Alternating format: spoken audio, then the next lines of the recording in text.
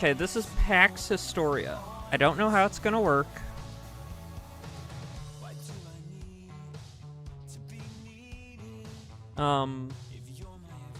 But this is a fun game that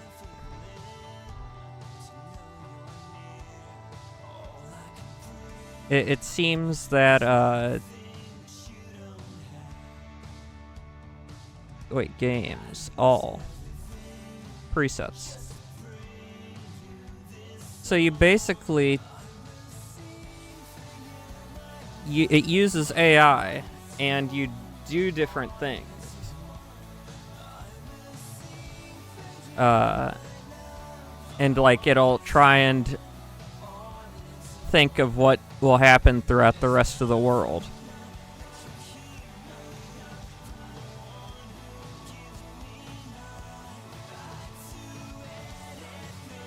So like we could play, so you play as a country. So what is this? It starts January 1st, 2016.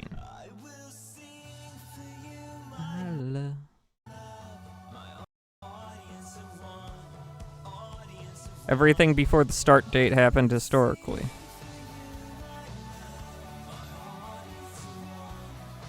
So there's all the different countries.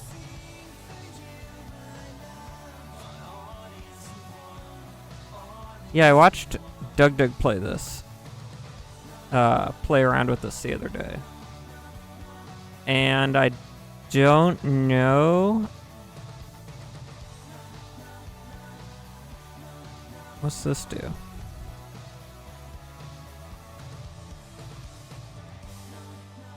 We could... Here, let's go back to a preset. And let's play... So... What are flags? Oh, those are just literal flags. Okay.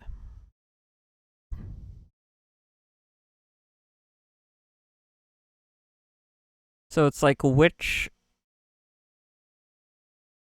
what type of thing would we want to do? You know?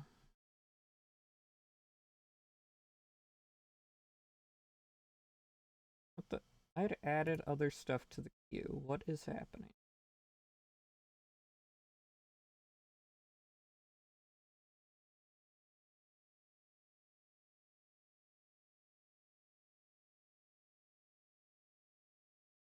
Yeah, play the...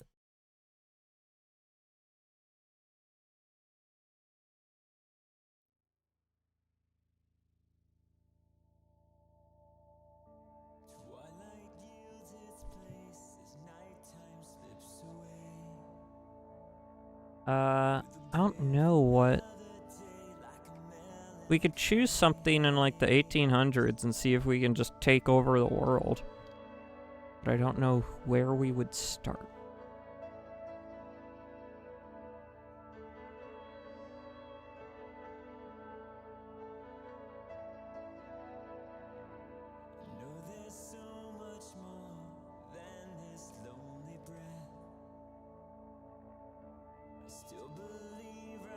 Oh, the Cold War. The Napoleonic Wars.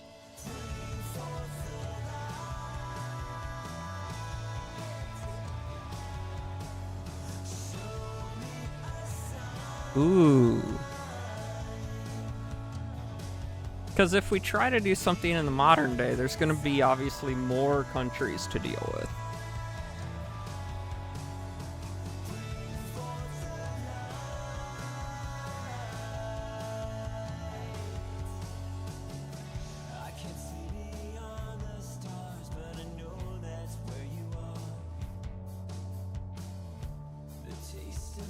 So it starts January 1st, 1805. So America would still be here. Let's play this. Do I have the ability to play this? Do I have enough tokens? Ooh. More countries. You could play as Bukhara. The electorate of what? What is that? Handsome. The Hudson Bay Company. Which is still around today. It's the oldest company in the world. Thank you, Monarch, for the subscription. I have no idea why the text did that in the subscriber box with your name when it didn't do it on the other subscriber boxes with your name, on the other boxes with your name. But thank you so much for subscribing. So who do we think we can... So, as you can see, the USA isn't fully the USA yet. But do you think we'd be able to finagle our way into taking other things?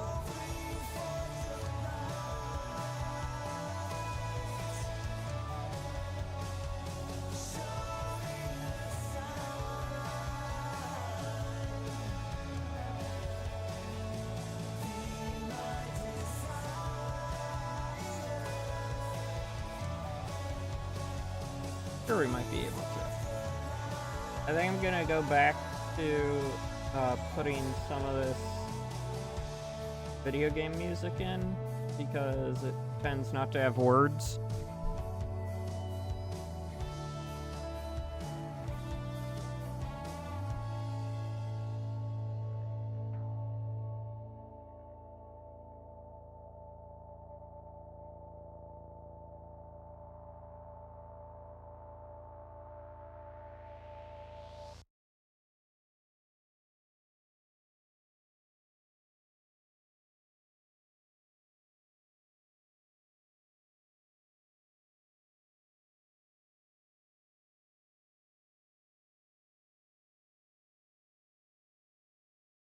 So let's see if we can finagle our way into some sort of victory as the USA.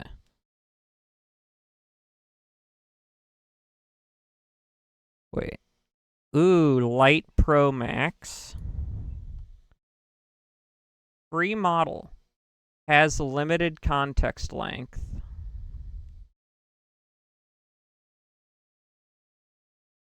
Google's most cost efficient. So see, it uses all these different balanced price and quality. I have not put any real money into this. Oh,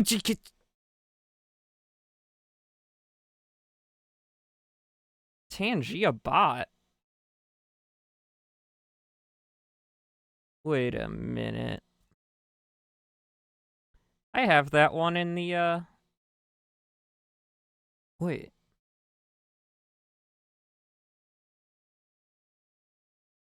Thank you, Monarch. I don't know if you have enough yet. But for 1,000 channel points, you can also do that same jump scare. But thank you for the 50 bits.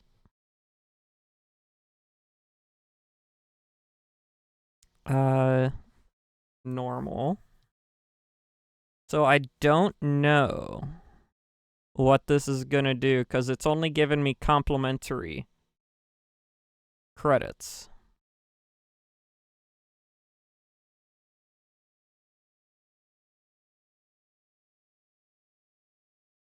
Frightened me.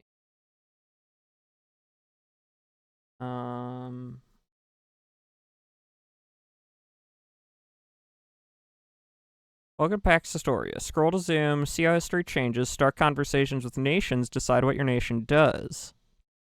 Click the advisor for help anytime.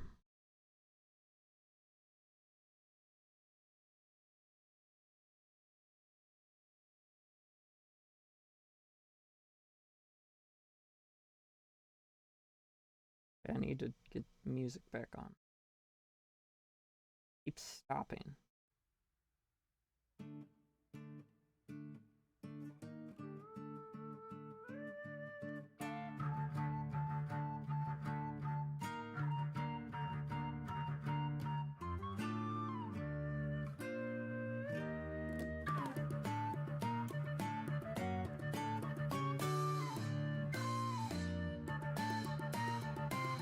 Okay, so.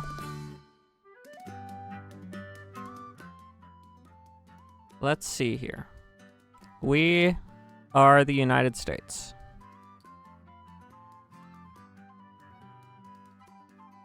What's going on here?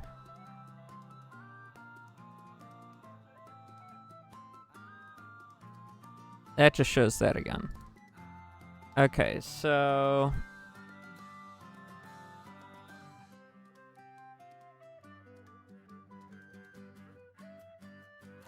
Who owns this? Spain? This is Spain? Map settings. Oh, wait. I found something.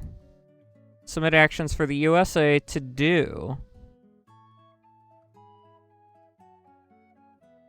Should we try and take Florida? Let's just try and take Florida. I don't have any chats with anyone. Okay. Can I start a new chat with Spain? New Spain.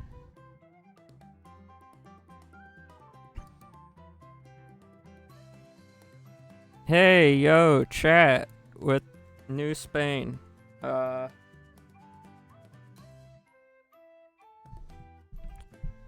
We'll just pop in with a casual yo. What up, neighbor?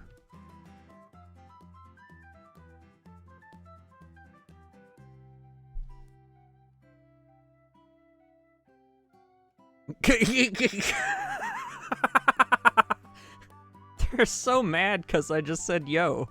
We acknowledge your greeting through the Viceroyalty of New Spain. Maintain. Yes! Formal decorum. With our vast territories, we expect the U.S. to respect our southern and western borders as you consolidate your recent acquisition. Okay, so we did just buy... We did just buy the Louisiana Purchase. Ooh.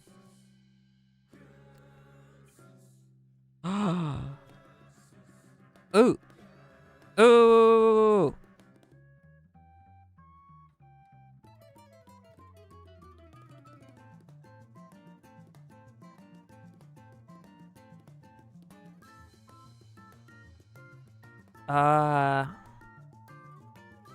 Yeah.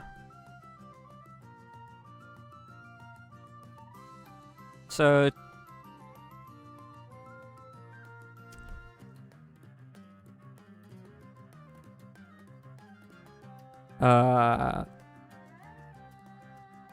we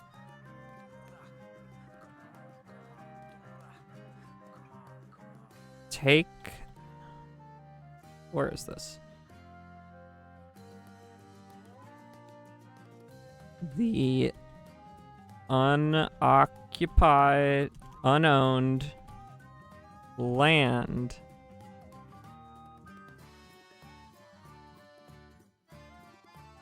west of Minnesota.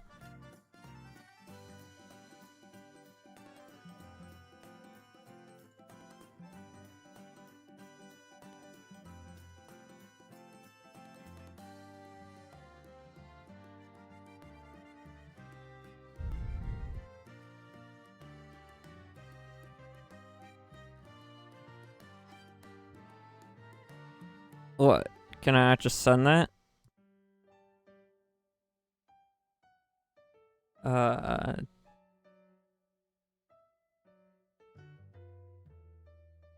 Scout out Florida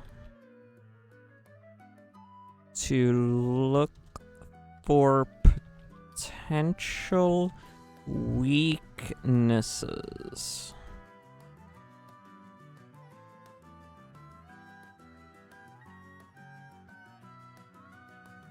I'm doing all this for the first day. Is that it?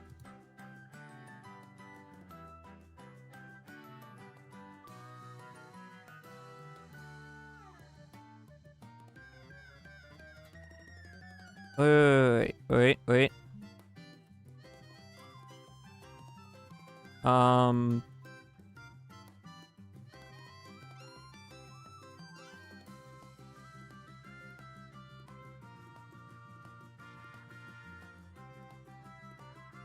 And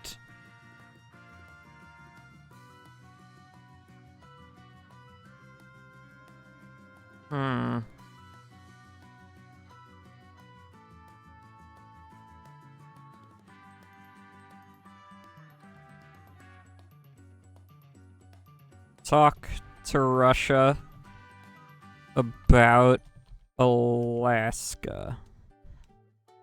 Okay, let's go forward. Next major event.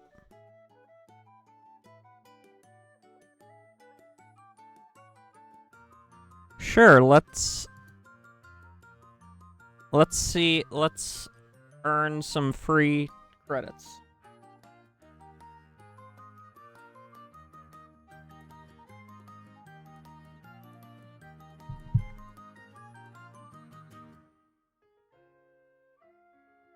It's just a medley of Pokemon songs Freddy Getty made. I like it. So, generate those responses, boy.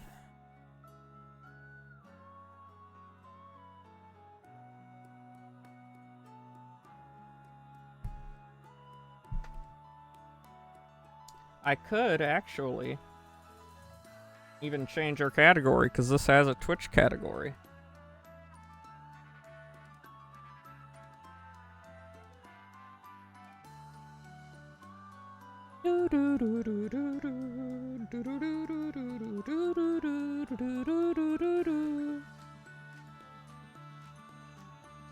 Come on, Pax Arena. Pax Historia. Generate our responses. 2 different. Man. Good thing I'm not some person contracted to make this super entertaining at all times.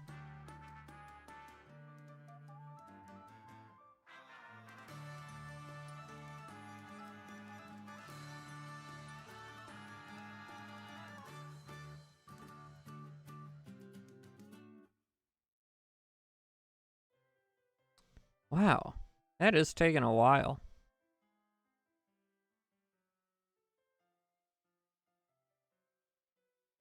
Are you still running, though? I hope it's still running. Cue Jeopardy theme. Da, da, da, da, da, da, da.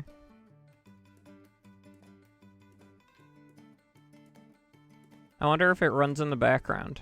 If we could do something else.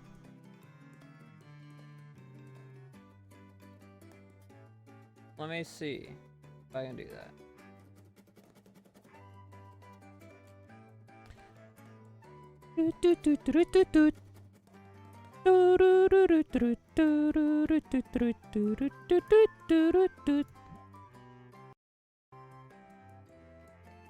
Generate those AI responses, please.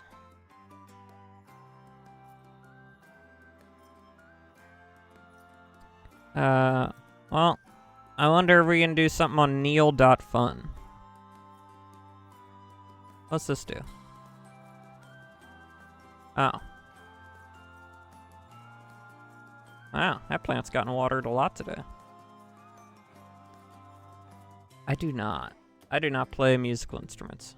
Oh, I can make Neil's head bounce. Cool.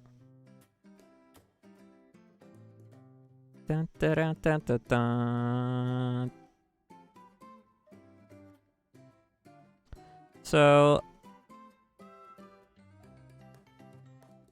let's see here.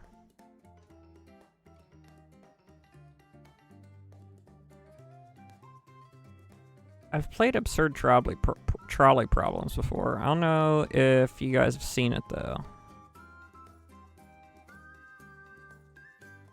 I don't know if I streamed it. Wait, what are internet artifacts? You may touch the artifacts. It's Homestar Runner! It's strong bad. Ooh, that's cool. I don't know, this guy or these people. There's the AOL guy. Or MSN Instant Messenger, I think, actually. Ultimate Showdown. Oh, there's MySpace Tom.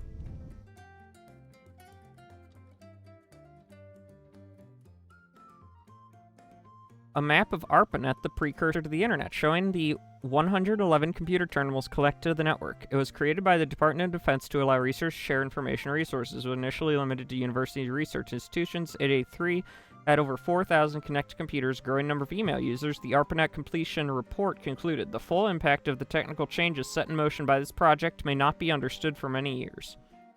Ain't that true?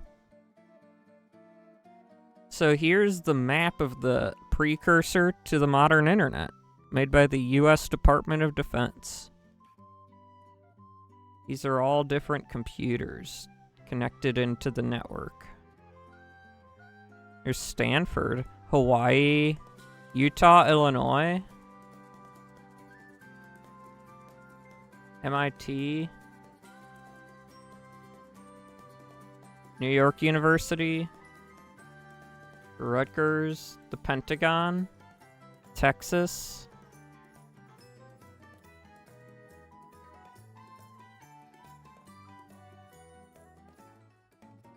Wow. Sorry, this just fascinates me. Next. The first spam email was sent by Gary Thurek, a marketing manager for the Digital Equipment Corporation. Sent the email to 320 recipients on ARPANET. Oh yeah, I love them all. There's only one I haven't played, and it's the one you have to buy on Steam. I have that whenever I'm able to get it.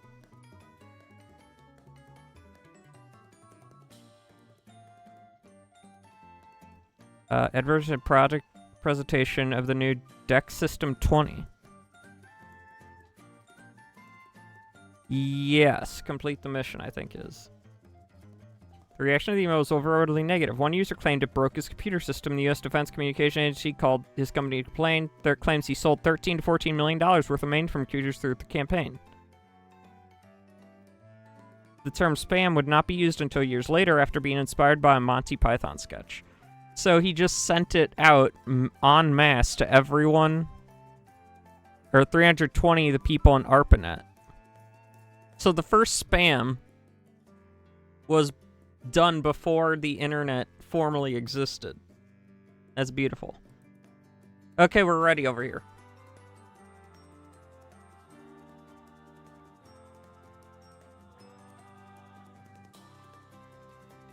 I know. So, we have 2 responses we get to vote on, okay? And then once I go through both of these responses, which, oh, this is why it took so long. It did all 11 events. Oh, and we initiated a chat.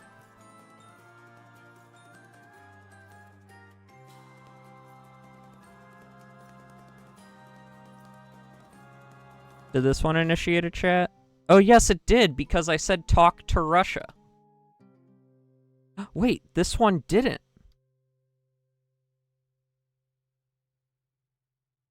This one didn't initiate a chat. Okay, so. First, let's read through these.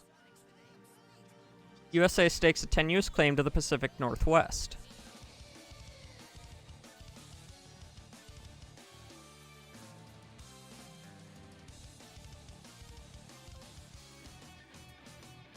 Can I view the map changes of this one?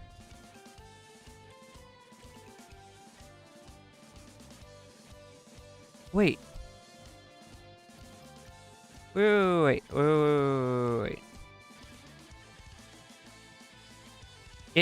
It didn't take what I wanted it to take.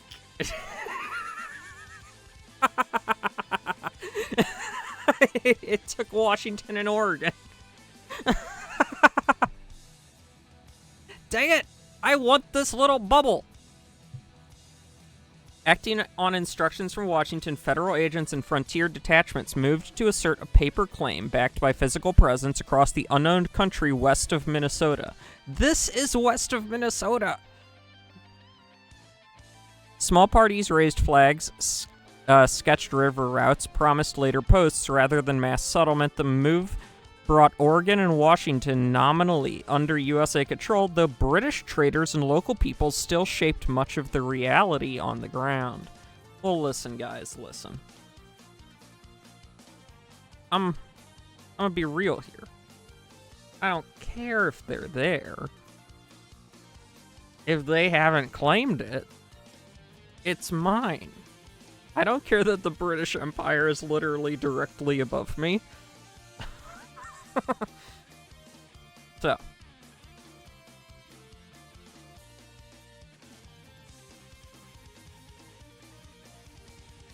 Awesome.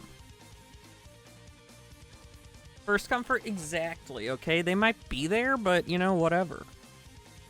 So, the first move we made over here... Following the Louisiana Purchase... Wait a minute. Was there no map change here?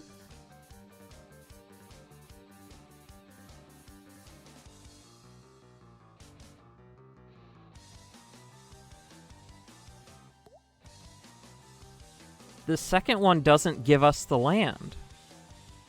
Following the Louisiana Purchase, formally asserts claim over a significant unorganized territory west of Minnesota. This expansive region, previously unclaimed by any European power, recognized Native American Confederation in this context, now falls under American jurisdiction. This bold move signals the young nation's intent to expand its dominion, capitalize on its recent territorial gains. This strategic surge lays the groundwork for future settlement. The logistical and diplomatic changes remain considerable. Okay, so that didn't do anything. I'm already liking Response A better, because it actually gave us the land.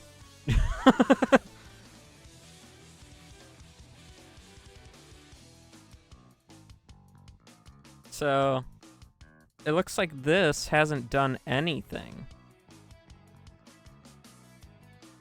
But we'll see. So, in terms of Florida...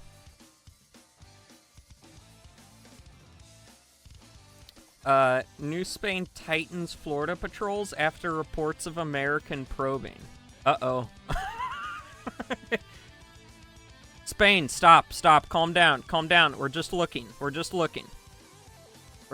at you. Rumors that American visitors were sounding out anchorages, roads, and garrison strength in Florida reached St. Augustine and Havana within weeks. New Spain answered with sharper patrols, tighter questioning of strangers, not panic.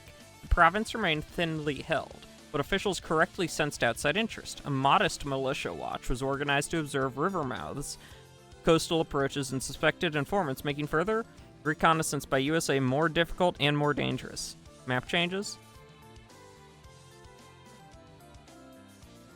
Florida Coast Watch was created. Yeah, we're just looking at you guys. Calm down. You didn't have to create a new freaking battalion or whatever. So they created this. The Florida Coast Watch. Oh, there's Miami. Over here...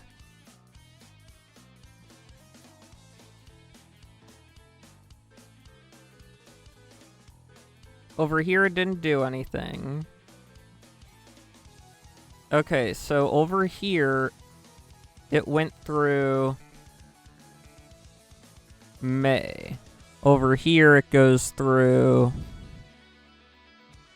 July.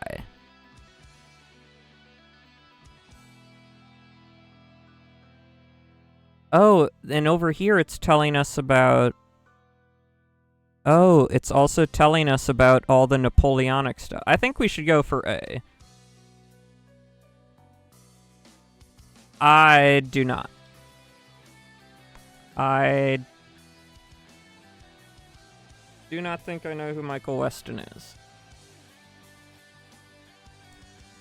So let's see.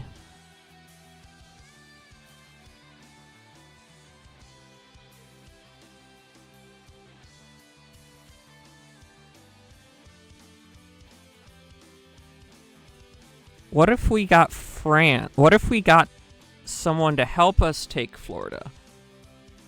So I think we agree A seems to be the best thing right now.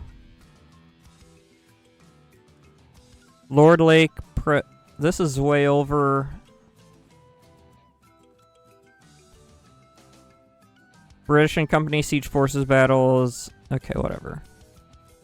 What's this? Grande Armée. Main camp. Ooh. Channel Fleet.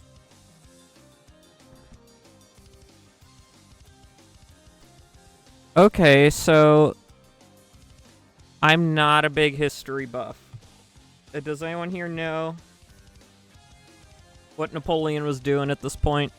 Because this is like the beginnings of the Napoleonic Wars. We just bought the Louisiana Purchase from Napoleon.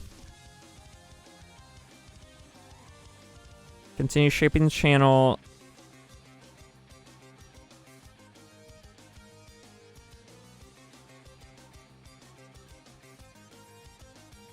Was Napoleon fighting Britain?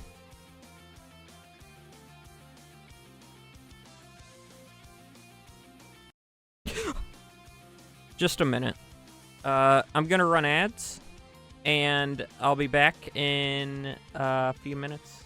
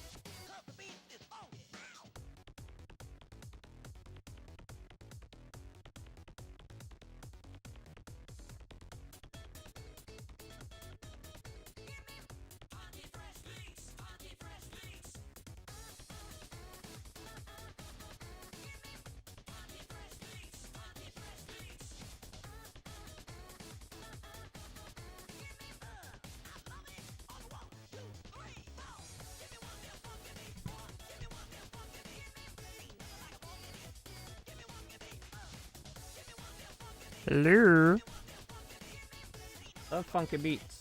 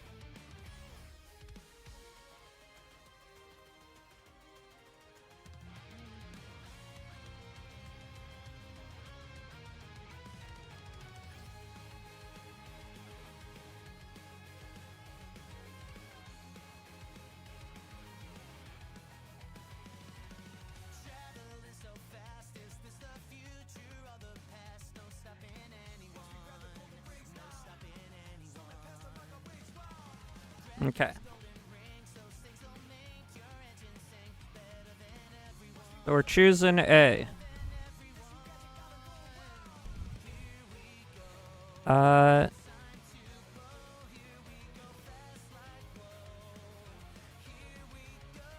Better map changes.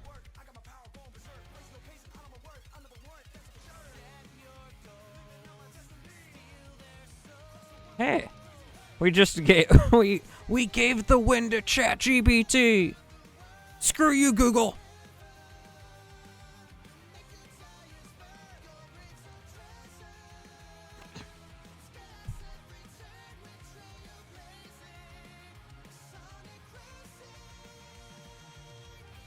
Okay. So, we accidentally got Washington and Oregon. Don't you just love accidentally getting stuff?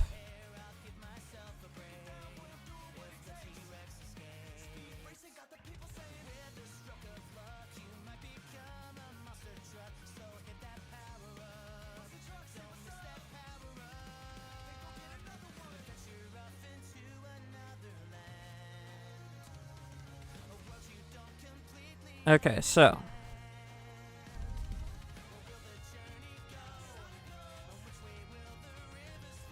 Okay. So we got the stuff. Let's see our chats.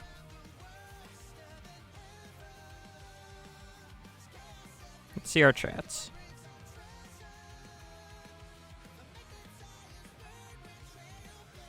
Oh, right.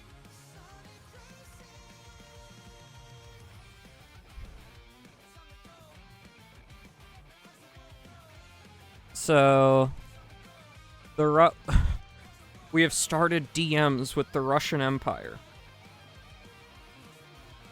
Oh yeah, forgot to say Happy Friday the 13th, everyone. So supply, trade, maritime cooperation, or broader arrangement. States terms print. Okay, so first of all, let's move towards a tight bond with Russia and Alaska. Let's also first we should claim the unoccupied. I'm not an amazing typer. Land north of Washington State. So we want to do that because then we'll be closer to the border with Alaska.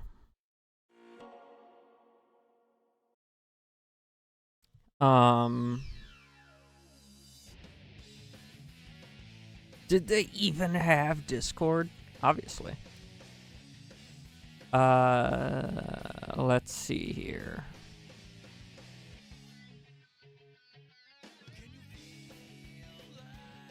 Oh my gosh, it's Live and Learn. I forgot I put that in there, and I literally just put it in there.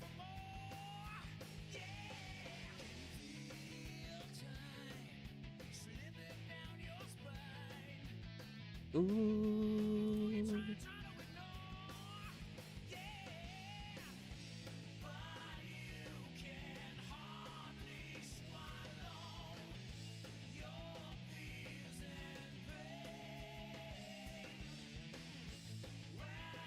Okay.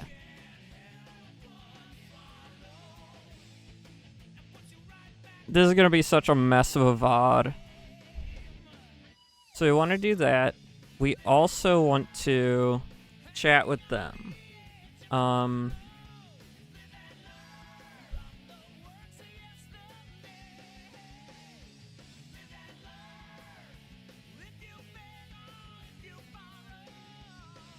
Dude.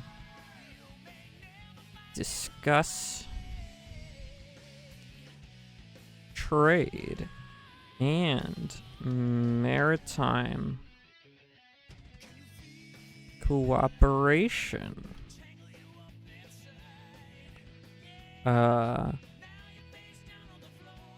In and around the territory of Alaska.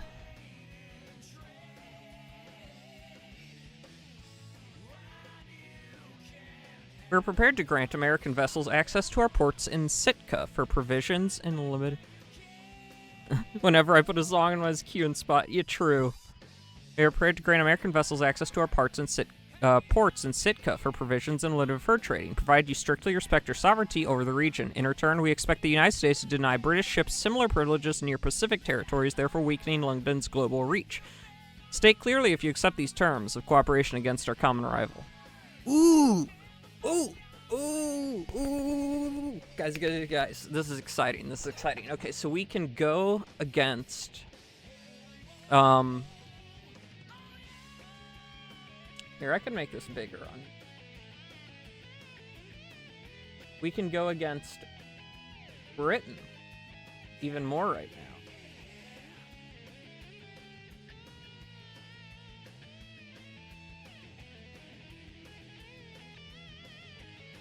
Ooh, that's fun. That's fun.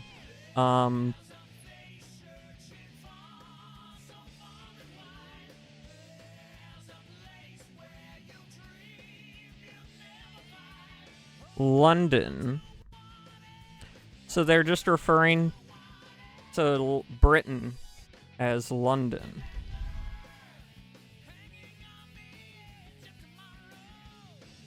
Is there stuff with map settings? No. I really don't want to try 3D globe. That is not gonna work well.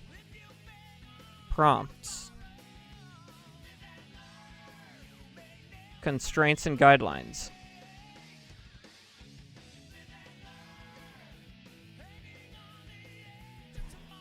Ooh, okay, so here are the simulation rules. So they're going to go to war with us in 1812.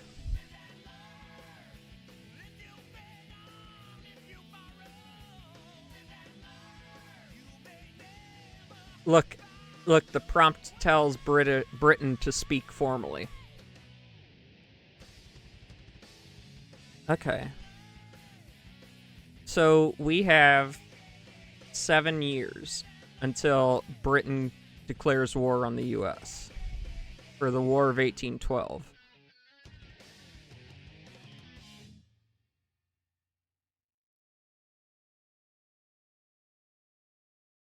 So should we specifically go for building ourselves up military-wise? Before 1812? What's this? Because we're kind of focused. Let's build up our Pacific. Or wait, no, this is Pacific. It said Pacific? Nigh British ships in your Pacific territories. What Pacific territories do we have? feel like we don't have anything, right? Why would we? We're a new country. We're still trying to figure ourselves out. Oh, look at China over here. Oh, sorry, it's King.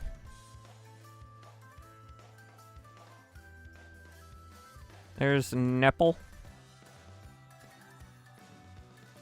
Wait a minute. Have they not settled? Australia hasn't been settled yet. They haven't started... Have they not started shipping their prisoners to Australia? Ooh. This... But they have New Zealand. Was New Zealand the first big one? The first... Because they would send prisoners to America. We were kind of a prison colony. I think.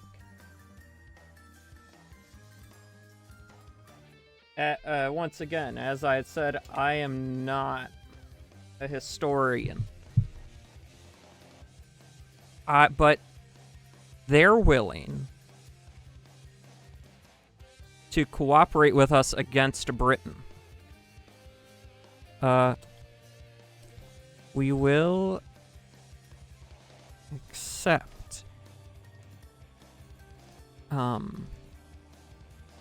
these terms. These terms are acceptable with the addition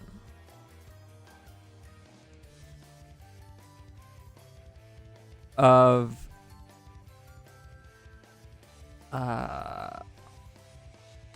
Russia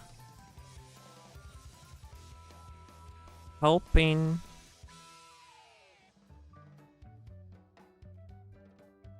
the United States should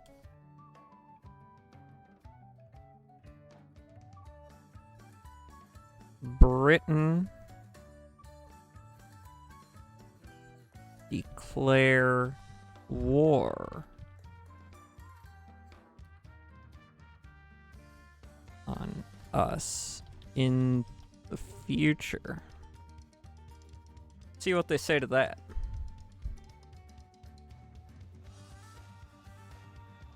While we welcome American trade and sorry, cannot commit the Imperial Army to a conflict across the ocean, our primary focus remains gathering storm against Napoleon in Europe. We agree to the commercial terms and mutual exclusion of Russian vessels. Any military assistance must be limited to diplomatic support rather than direct intervention. If these adjust as conditions... You know what? That's good enough. People are kind of sick of Napoleon right now.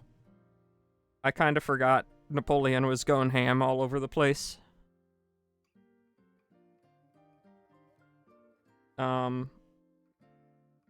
Let's just be acquaintances with Russia right now.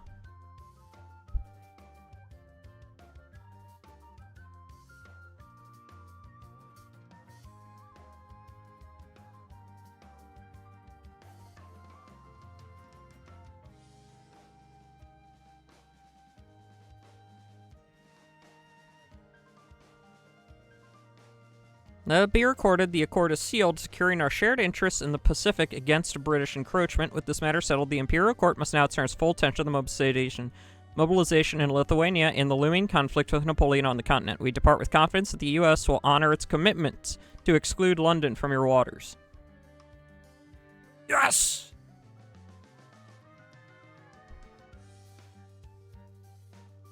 We have an acquaintanceship.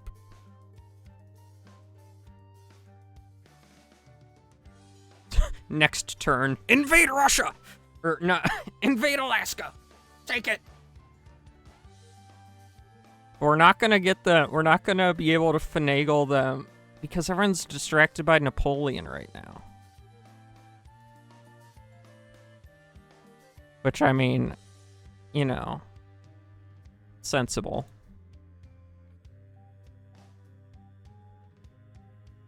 So, right now, we have made an agreement with Russia.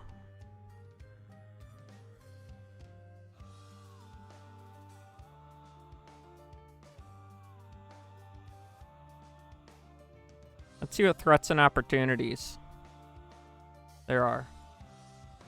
This game's really fun. And we've only done one round. Oh, the lore. They are dominated. Ooh. Okay, so there's a lot of lore. But let's just see where things stand. Napoleon, Emperor, in France, dominates the continent politically and militarily. Britain rules the seas and girds for invasion. Russia and Austria are edging toward a new anti-French coalition.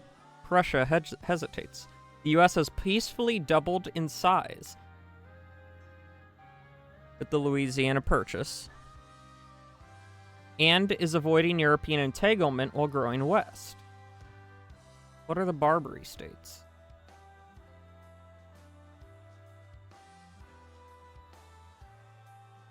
Haiti stands independent. Spain, Dutch remain France's orbit. Britain tightens its global commercial empire. The stage is set for the War of the Third Coalition, but that's just beyond your requested window.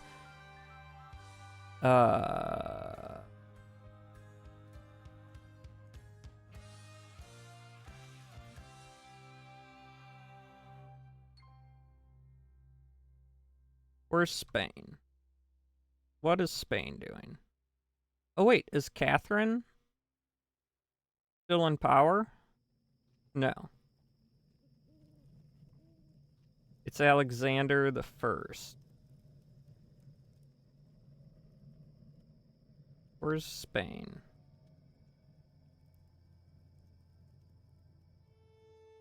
So France got Louisiana in 1800 and 3 years later sold it to the U.S. Quick turnaround.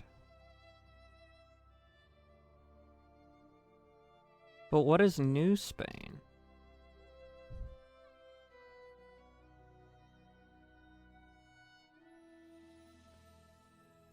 Oof.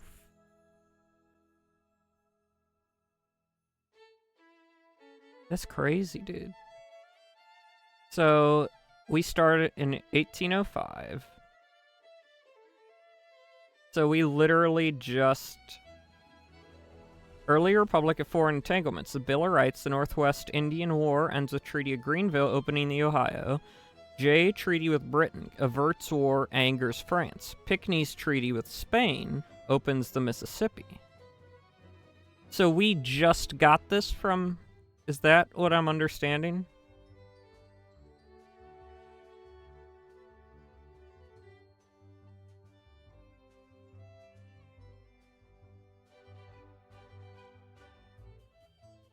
Why are we in Tripoli?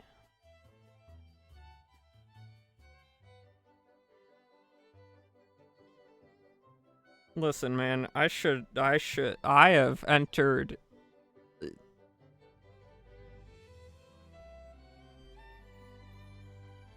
quite Revolution and War. The French Revolution 89. We're at the tail end of the American Revolution. The Industrial Revolution accelerates in Britain.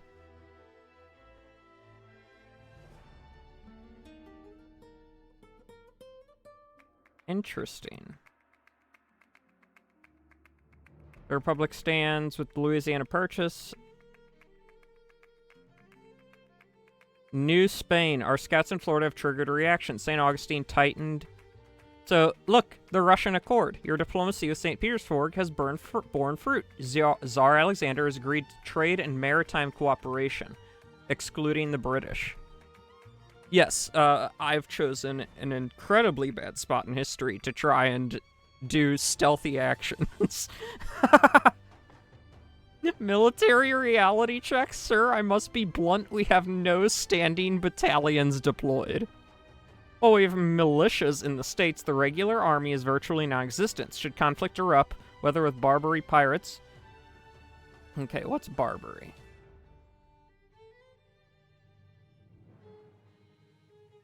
Oh, geez. I agree. Pax Historia context. The Barbary States, North African territories? What are we doing over there? Oh, they're pirates from over there. We must authorize the raising of at least 2 to 3 regular infantry regiments. Oh, that makes sense. So we need to train our army while the old world is still fighting.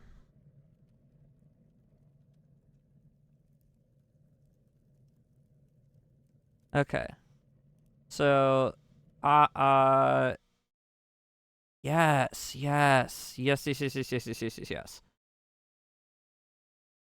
We should absolutely also start training, we need to start training.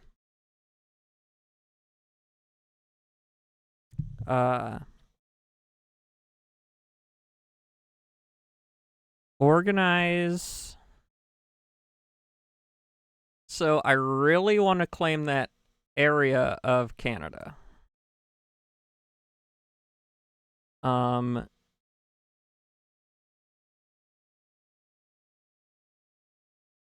So we need places to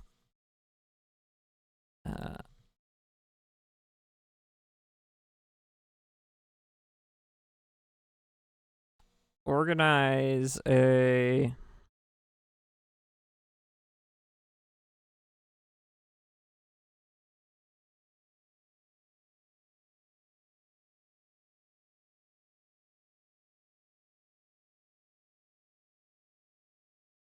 let's just copy and paste what he said.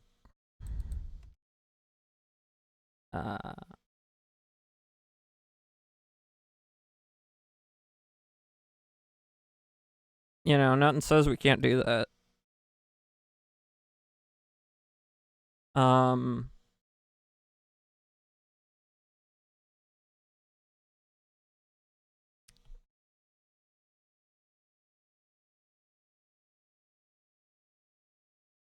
Have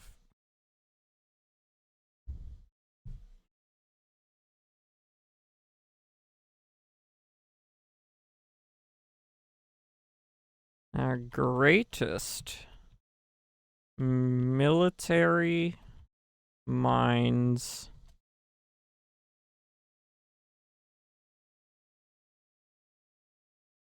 develop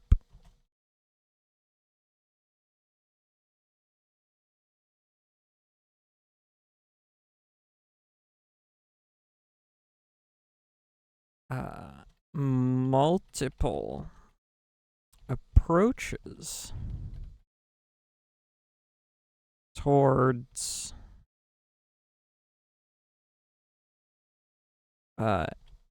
invading Florida. Listen, as I've seen recently in someone's Discord status, gentlemen, I may not have a brain, but I have an idea.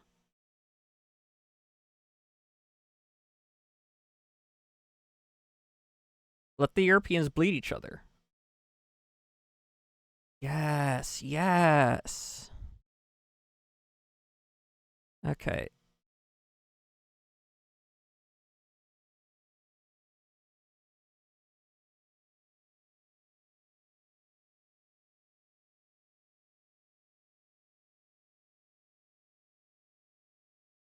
Sir, trade negotiations. New Spain. Spain.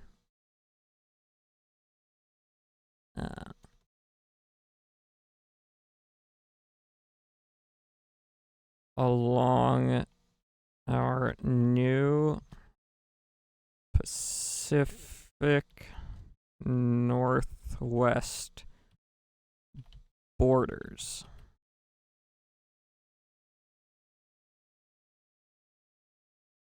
I need to run some more music.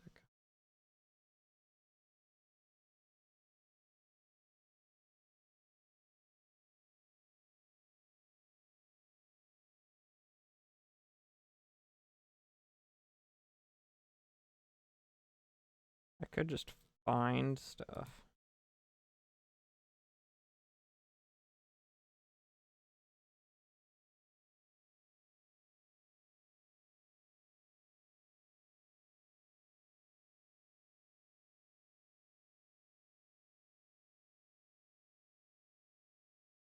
Play this.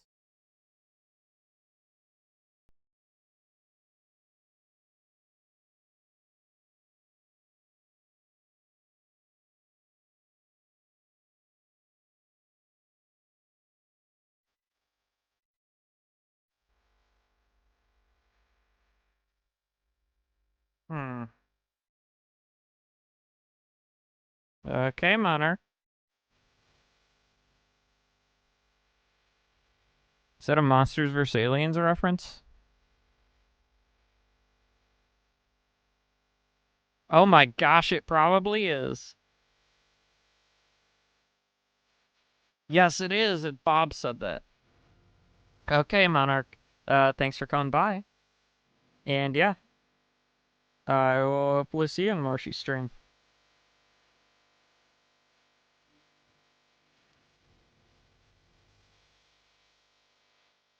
Here we can do here.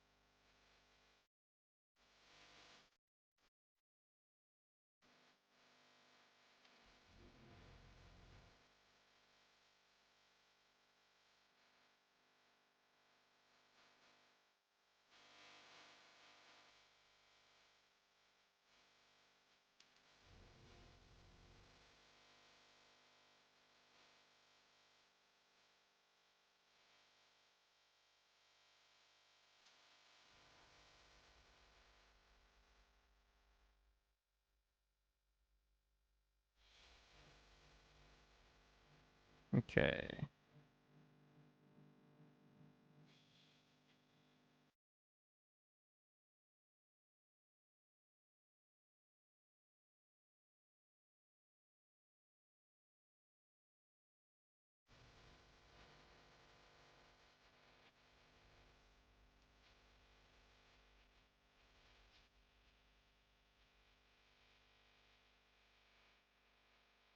Yeah, let's zoom forward.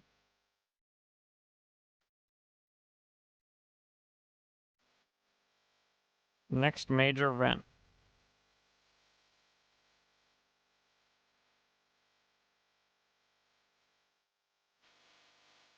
We got it!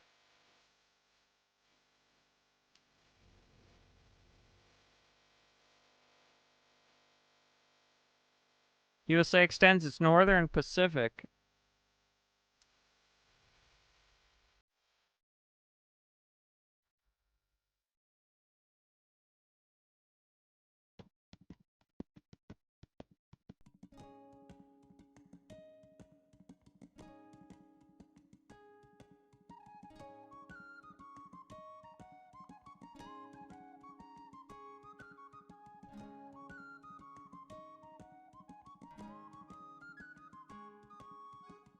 Okay.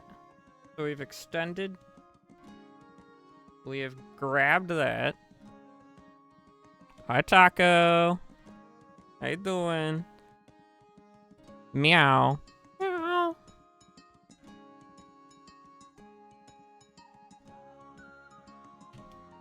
We're just currently in the year 1805.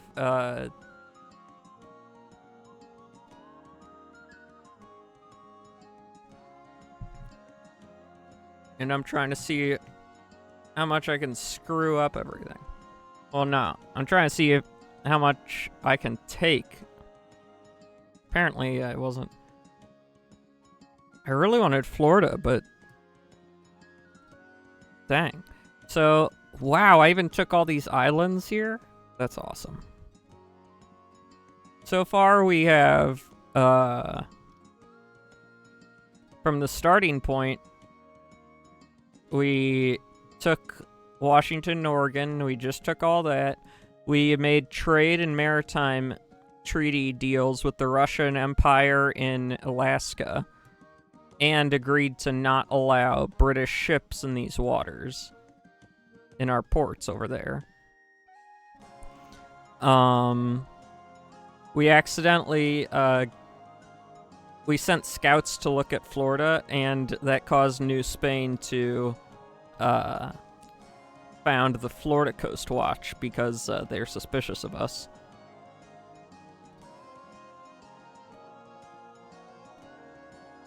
And we basically had no standing battalion. So, we just stole British Columbia. Piece of British Columbia. How are you doing, Taco? It's been a minute. It's been a hot minute.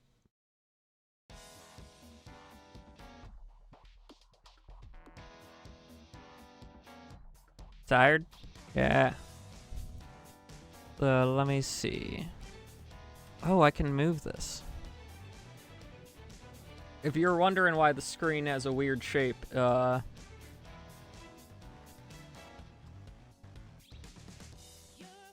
that just has to do with my computer.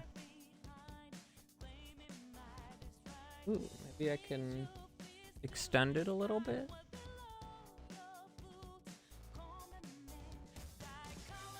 Ooh, Trivia Bible Night.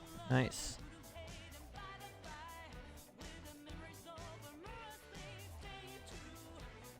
So how'd that go? Was it a success? Following orders from Washington, American surveyors and a small detachment of dragoons moved north from Columbia River to assert control over British Columbia. The move was largely symbolic, raising the Stars and Stripes at key river mouths while promising future trade posts. This action directly challenged the Hudson Bay Company's fur monopoly and drew immediate complaints from London. Then no military force was yet deployed to contest the claim on the ground. As,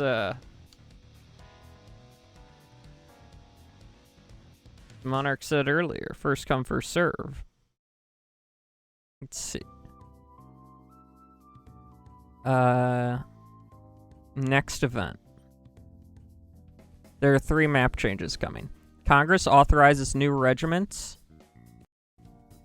Whoa.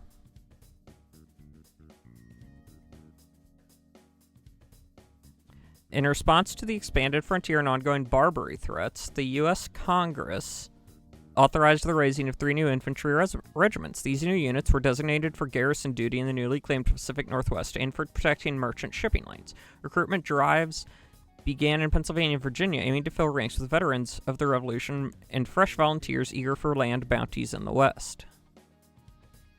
So, we got the 1st Western, 2nd Western, and Coastal Defense. Where? Located in Georgia. Oh, that is Georgia, isn't it? Yeah. Located in Oregon.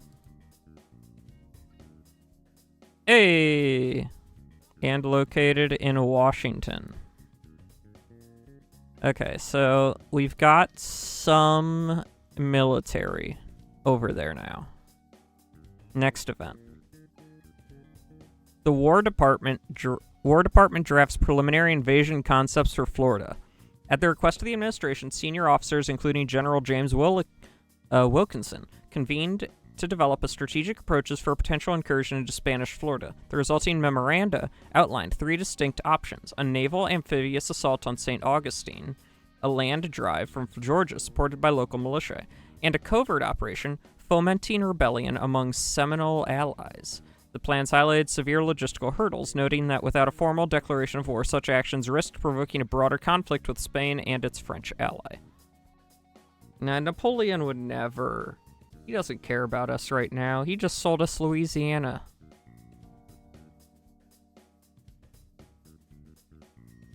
American envoys seek trade accord with New Spain in the Pacific. Whoa! I did not realize how big New Spain was. That's an oops on my part.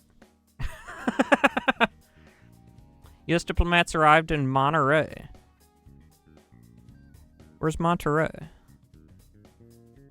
To propose a formal trade agreement with New Spain, aiming to legitimize American presence in the Pacific Northwest through commerce rather than conquest. The proposal offered mutual access to ports and a cessation of smuggling activities in exchange for Spanish recognition of American trade rights.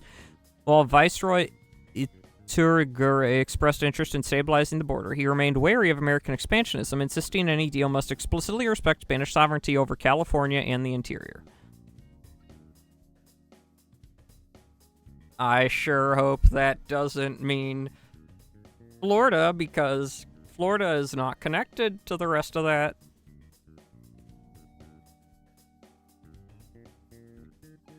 Napoleon breaks camp at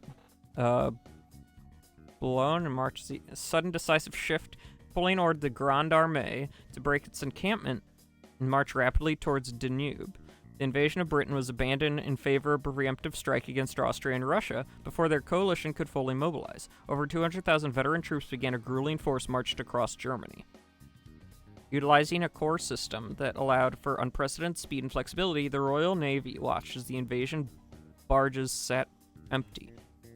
Unaware, the center of gravity of the European war had just shifted thousands of miles inland. Interesting. So yeah, this is the Napoleonic Wars. Period of history. Austria accelerates mobilization. News of Napoleon sent shockwaves through Vienna, forcing Archduke Charles to accelerate his deployment plans. The army of Bohemia and forces in Italy were ordered to concentrate immediately. Though many units were still under strength and awaiting reserves, Austrian strategists realized with dread their plan to wait for Russian reinforcements had been rendered obsolete by French speed. The Habsburg monarchy now faced the prospect of fighting the bulk of the French army alone, with only scattered Bavarian and Württemberg contingents initially opposing them. So, rushing. Ooh.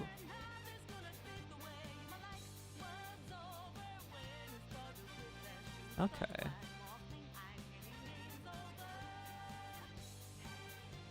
Whoa. Russian armies begin the long march from Lithuania to the Inn. Ordered the first Western Army to break assembly, begin the arduous trek southwest, join the Austrians. Under the general, 50,000 men started the march, knowing they would have to cover 100 miles through difficult terrain to reach the front. The coordination between Russian and Austrian commands was already fraught with misunderstanding. The sheer distance meant that unity of command would be a significant challenge. Every day of delay increased the risk that Napoleon would defeat the Austrians in detail before the Russians could arrive. So they moved. French cavalry screens isolate Austrian forward positions. Is France about to take someone? French cavalry screen isolate the Austrian forward positions. Ooh. Dude, Napoleon's crazy, dude. He's wild. Screen. So, Napoleon crosses the Danube. Turns the Austrian flank. Skirmishes erupt along the Iller as Mack attempts to break out. The trap at ULM closes tightly around the Austrian army.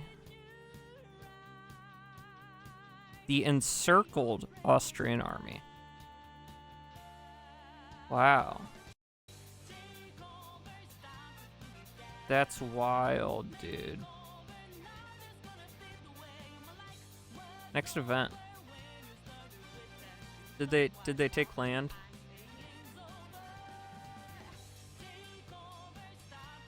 Oh, the Grand Armée just moved directly into Austria.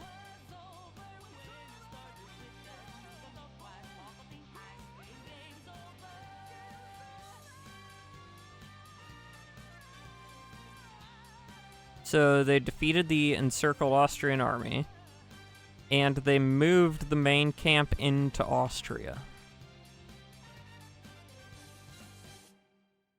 Nelson destroys the combined fleet off Cape Trafalgar. Map change. French troops enter Vienna. Ooh. They did it. They did it. They took some of Austria.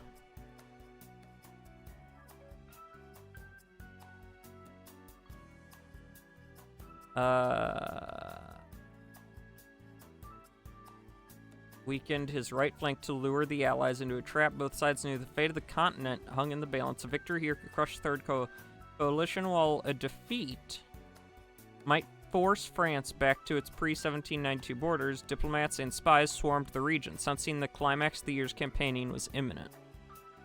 But yeah, this is near the end of 1805. Russian Empire. The fate of Europe hangs in the balance at Austerlitz. As the coalition prepares to face Napoleon's tyranny, we call upon neutral powers and our allies to clarify their stance. Will the United States stand with the defenders of liberty against imperial aggression, or remain silent while the continent burns? We seek your immediate diplomatic position.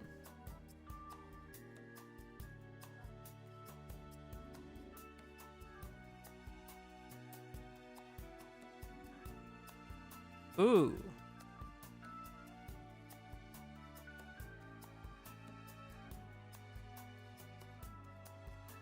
Okay.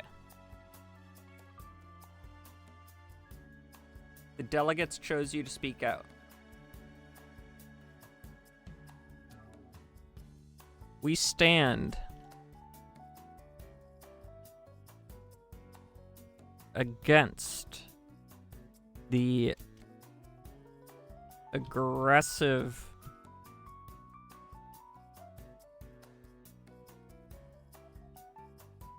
French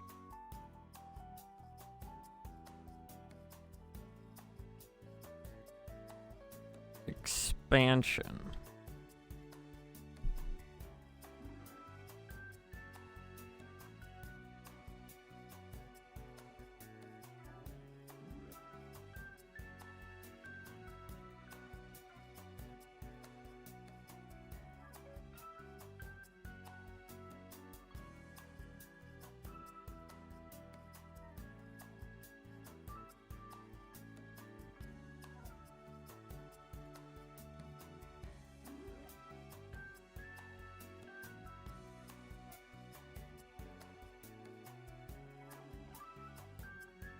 Let Britain speak.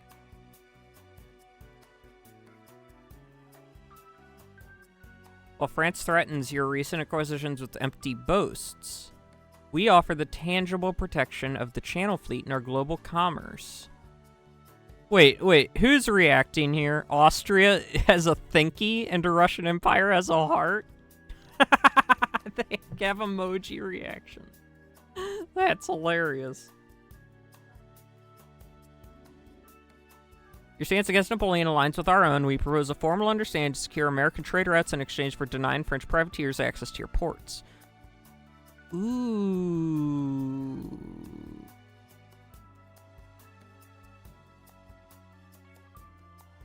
Okay, so the Russian Empire likes that.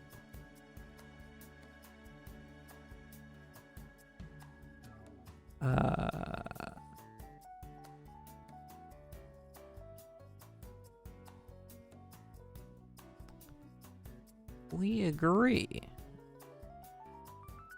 to your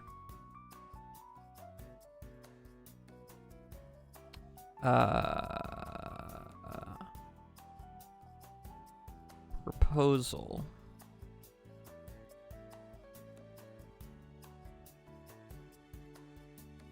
And its terms.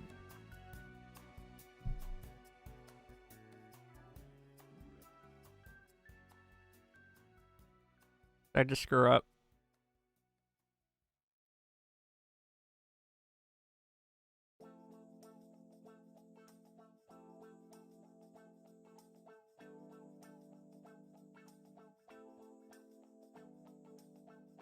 We welcome your alignment with Britain against Napoleon, though our primary focus remains the imminent Battle of Austerlitz, where our armies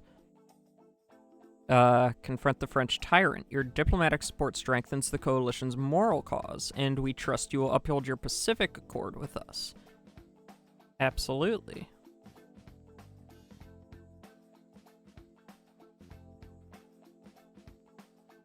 Your line with Britain and Russia is a direct contradiction to the spirit of our Louisiana transaction. Will be treated as a hostile act with the Grand Army poised to crush the coalition of Austerlitz and American aid to our enemies or harbor. For their ships will result in immediate diplomatic rupture. We expect strict neutrality from the U.S. or you will face the full consequences.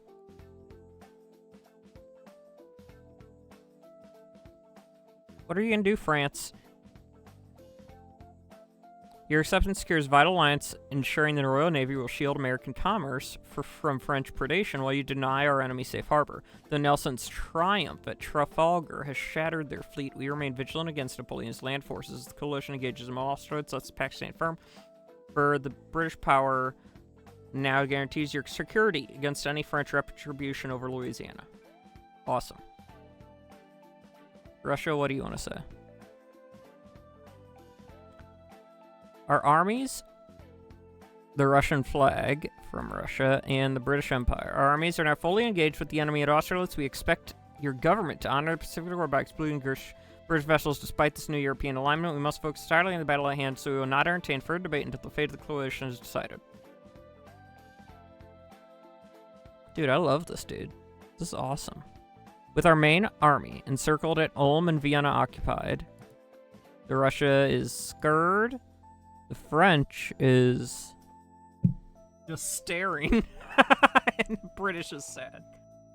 Austria stands on the precipice of disaster. Our allies fight desperately at Austerlitz. We acknowledge your alignment with Britain and Russia against France, yet we possess no leverage to offer beyond our consistency of resistance to the coalition. We will honor your stance if we fall. Expect no further diplomatic. Let's see what France does. Your choice to ally with Britain confirms your hostility, rendering the Louisiana sale void in our eyes. With the coalition crumbling at Austerlitz, expect immediately French privateer raids on your Atlantic shipping and a formal review of your western borders. Austria. Or the Russian Empire's like, oh no, and Britain's like, oh no, no, no, no. Dude, are we just stirring the pot over? Are we just stirring the pot over in Europe while we're sitting there with absolutely nothing? Hi, Nero. Oh, that's so cool. I appear to have completely broken the subscription alerts. That's so fun. Thank you for subscribing. Thank you for the 4 months of subscriptions. Well, it showed up, but the audio didn't play.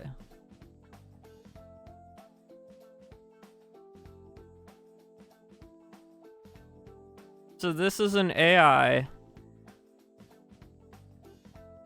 Yeah, the TTS part. I'll have to fix that again. I thought I fixed it the other day, but it appears I did not. I apologize for the scam.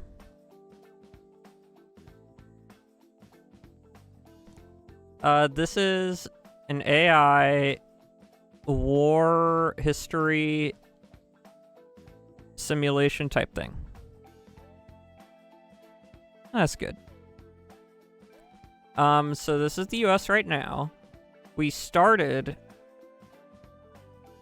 So I'm gonna finish this chat because I just exited neutrality. So at the beginning of this, we had just purchased the Louisiana Purchase. So this is 1805. We had just purchased the Louisiana Purchase from Napoleon. So we got all this land, and then I manually claimed Oregon and Washington and this small part of British Columbia. I set up a trade agreement with the Russian Empire in Alaska. just started talks with New Spain for trade agreements to help make the border more sturdy, while I am also secretly planning an invasion of Florida to take it from New Spain. And I have started amassing an army. But because I had made a trade deal with Russia, Russia wanted us to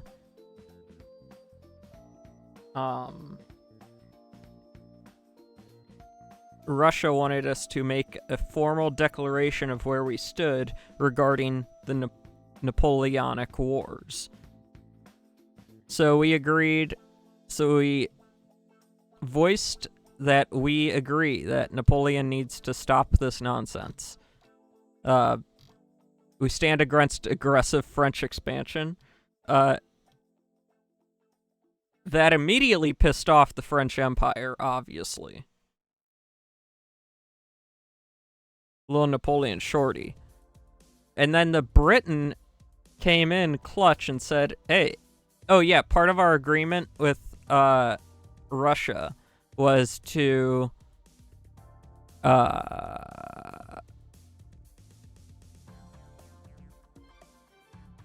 exclude British vessel access in the Pacific Ocean on U.S. Pacific borders. But they're all like tearing each other apart over here. So Britain agreed that because we stood against Napoleon, we align with Britain so they will protect us. They'll protect us against any French attacks they do over here, since there's still going to be French. Since they just sold us the land, there's still French troops probably in the Louisiana territory that we purchased. I'm assuming there are. So France has basically said they will no longer recognize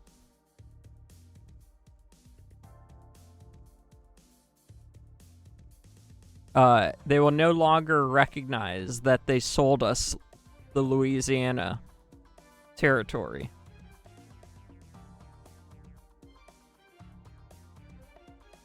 Yeah. The sale void in their eyes.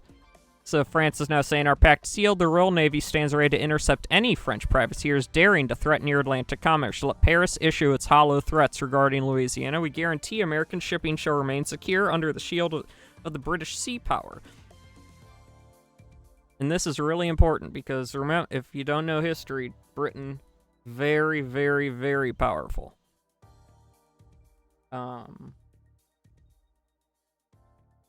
Navy. Ensuring our dominion of the waves, you may trade freely while we focus on supporting our allies at Austerlitz. So right now, French, I guess... Where's Austerlitz? Here somewhere?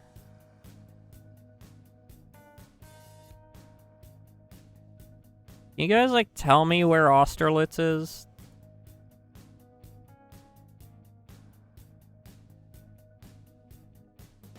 Dang it.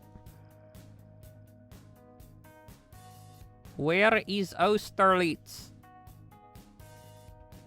Why does this little thing of Prussia look like a wiener? As dumb as they come, I can't tell you anything. Basically, we have gone quite far off of actual history. Because if I remember correctly, US didn't really do anything. US was pretty neutral. We were still trying to figure out our own stuff at this point. But in my alternative history, I have started just talking with all of them during the war. And I'm also being a little schemer trying to steal Florida from Spain. Let's see what the Russian Empire says to us. Our vanguard has engaged with the French. Oh yeah, and the countries have these little emoji reactions. Our vanguard is engaged with French lines Austerlitz, and we demand you strictly honor a prior accord by denying their ships access to your ports despite your new pact with London. Any failure to exclude French privateers will be viewed as a betrayal of the coalition. Pause while our troops bleed in Moravia. You shall resume full diplomatic discourse only after the battle decides the fate of Europe. So the French Empire is like, eh. And Austria is like, eh.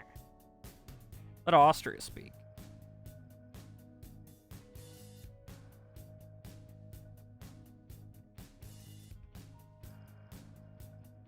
Come on, Austria. Speak for yourself. Our capital is lost.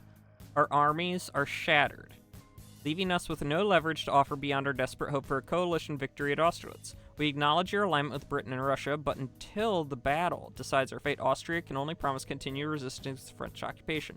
If we survive, we will honor your stance. If we fall, expect no further distrust. So what do they want us to do? Just say, we stand with you?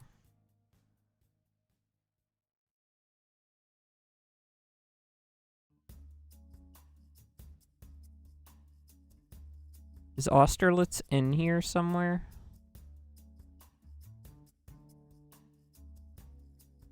Is that what I should do? I should just say, sure, we stand with you. Like, whatever, dude.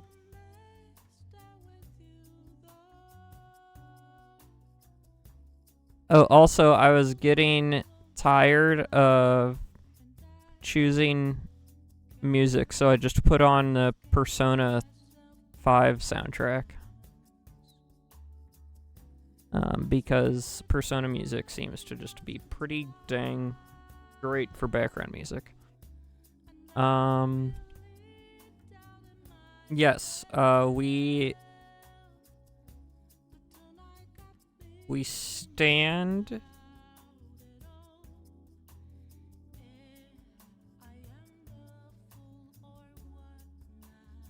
with you against France. Let's see if France wants to speak. Yep, there they are. Napoleon is so petty, dude. He's so petty. I say France ever in any of the messages I send. If I say the word France, he is always the next one to speak. Oh, you talk to me. Good thing Inca's not here. Unless Inca doesn't like... Unless Inca would be fine with this. Come on, Napoleon, what are you going to tell us? You're... Oh.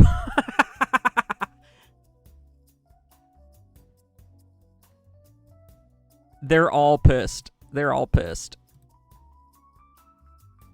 The British Empire is pissed. They're just waving their flags around. Your open declaration of war regards the Louisiana Purchase null and void, as we do not sell territory to enemies who shelter our foes. With Mac's army already surrendered at all, man, our veterans marching on your allies at Austerlitz, expect French privateers to immediately target your Atlantic commerce. We demand you cease all support for the coalition instantly or face the full wrath of the Empire on both land and sea. Napoleon, guess what? I'm on a different continent. I'm literally just sending them thoughts and prayers. I don't know why you're so threatened. We have like 3 groups of infantry that are just kind of stumbling around the gigantic territory we just expanded to.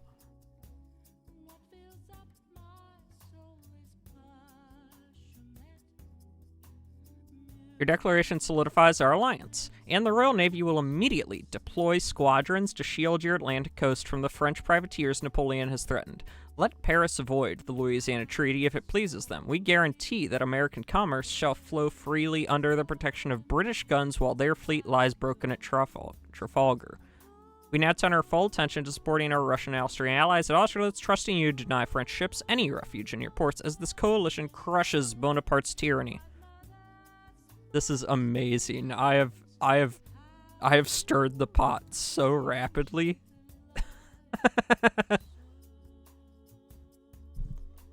Wait. Was that France? Oh, that was Austria and Russia. They're like all getting wound up. Your steadfast commitment to our cause is noted as our troops engage the friend Austerlitz. We expect you to strictly deny French privateers access to your ports while maintaining our earlier Pacific Accord regarding British vessels. Any deviation from these terms while our armies bleed in Moravia will be considered a betrayal of the coalition. Let Austria speak. Your solidarity is appreciated, yet Australia's fate now rests entirely on the outcome, and Austerlitz, as our capital remains under French occupation. We can offer no immediate military aid given the destruction of our main army at home. Should the coalition prevail today, we will formally recognize your stance against Napoleon in future negotiations.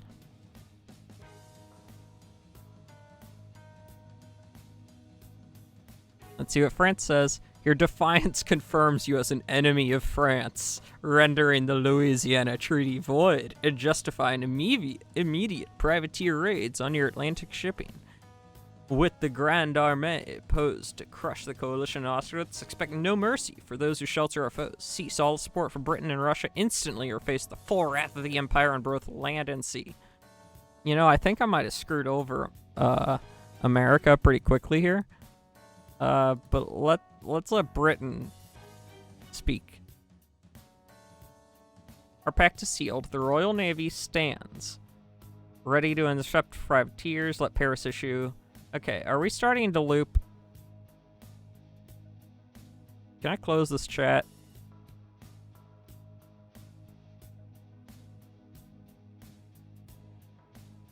Fully engaged.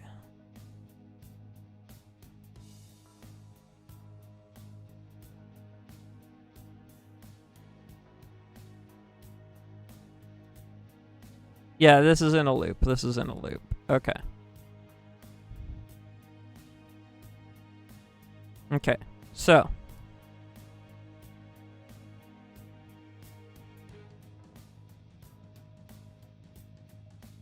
Let's figure out.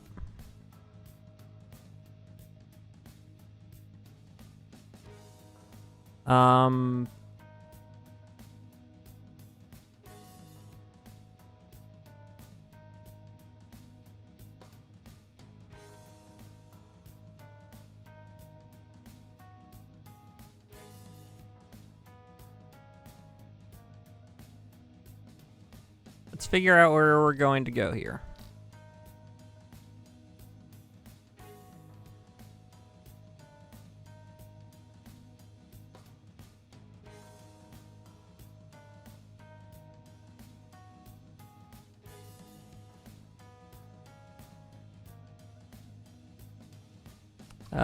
So this is all happening over there.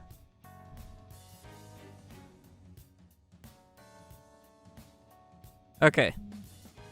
Here's what I want to focus on. The preliminary invasion concepts for Florida.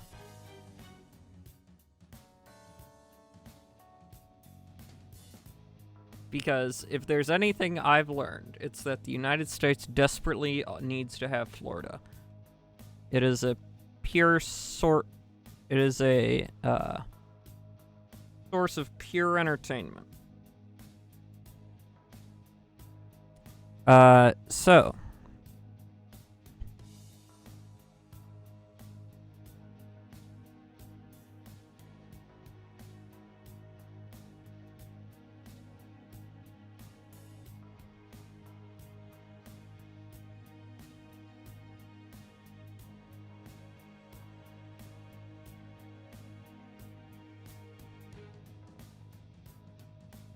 You know what? Screw it. You know what else always works?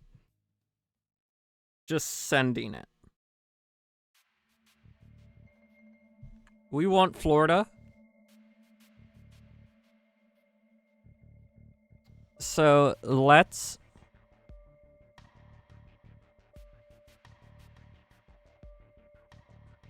start preparing for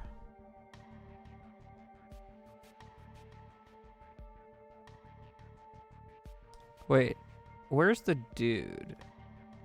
We've got a dude somewhere here. Here it is.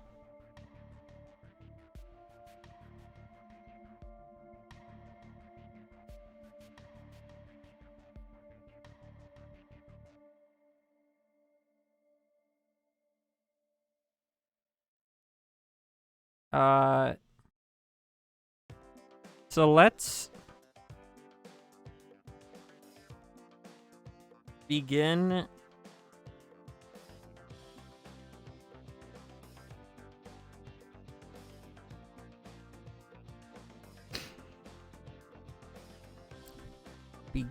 assembling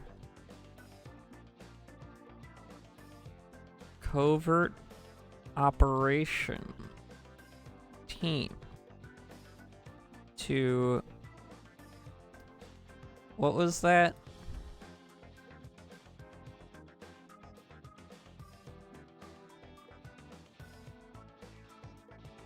Foment rebellion among Seminole allies.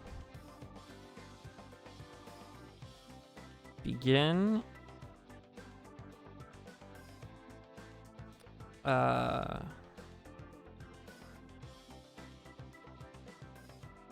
covert operations team to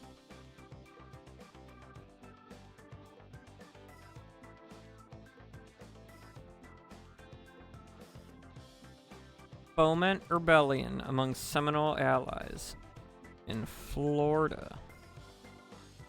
So we're gonna try and get them to overthrow New France immediately.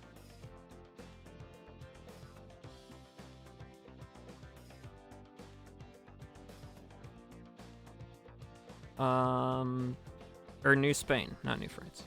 Let's see.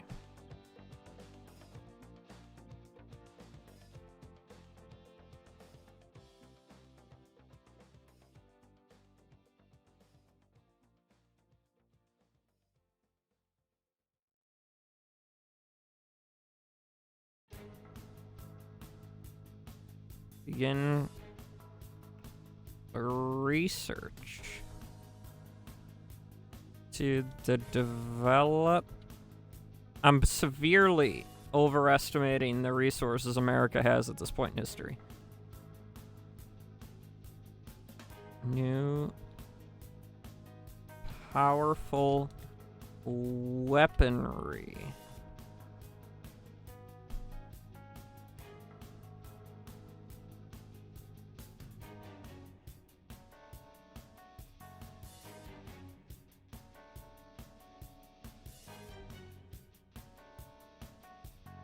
Send a fancy top hat to the head of New Spain as a gift. They like fancy top hats in Spain, right?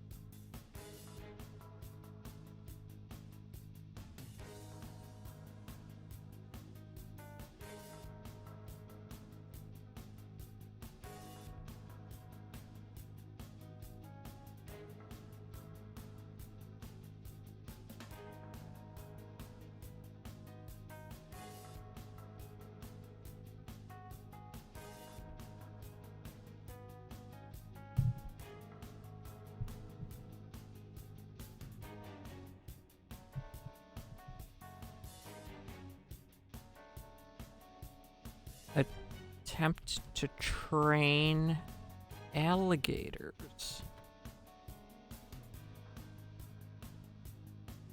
for combat purposes.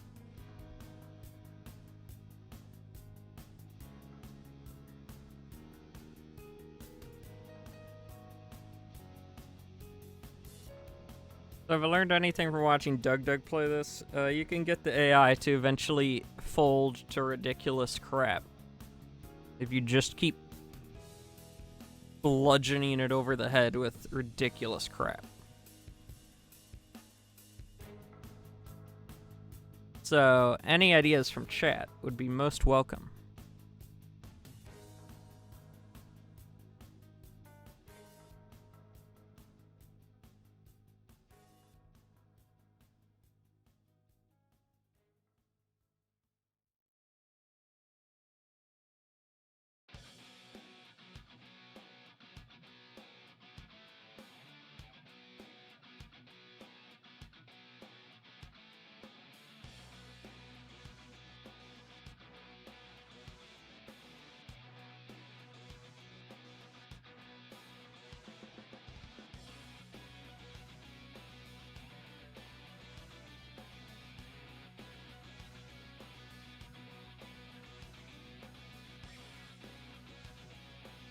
Also, just for the hell of it,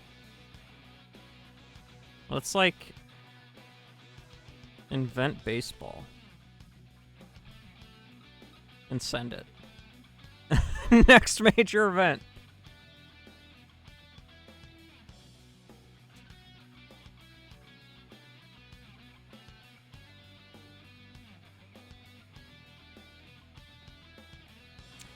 Uh-oh. Guys, one of the greatest military minds in history just proved why he's one of the greatest military minds in history. Oh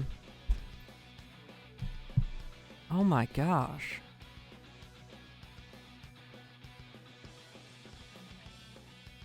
Guys, this isn't good. Next event.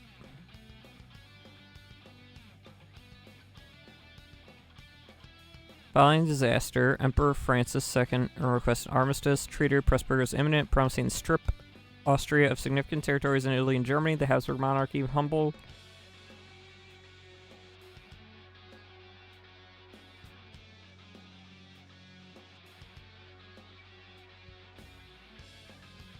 Uh-oh.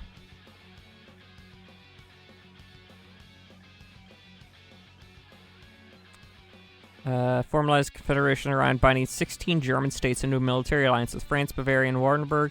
Elevated to kingdoms, serving key pillars of the new order. Welcome in, serial designation F.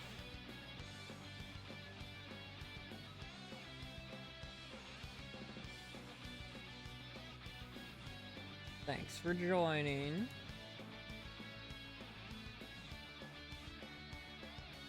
F, okay.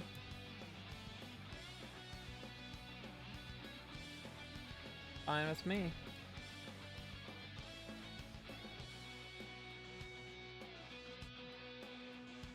Okay. Oh,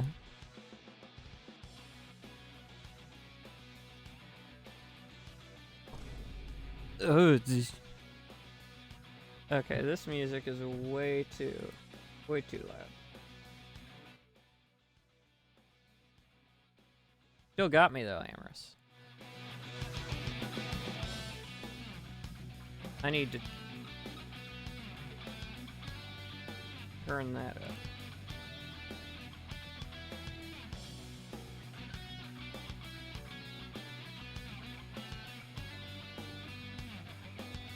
up. Let's see.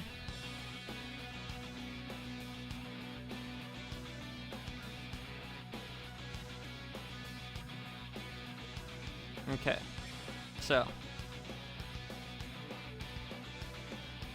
Seminole Liaison Team Alpha.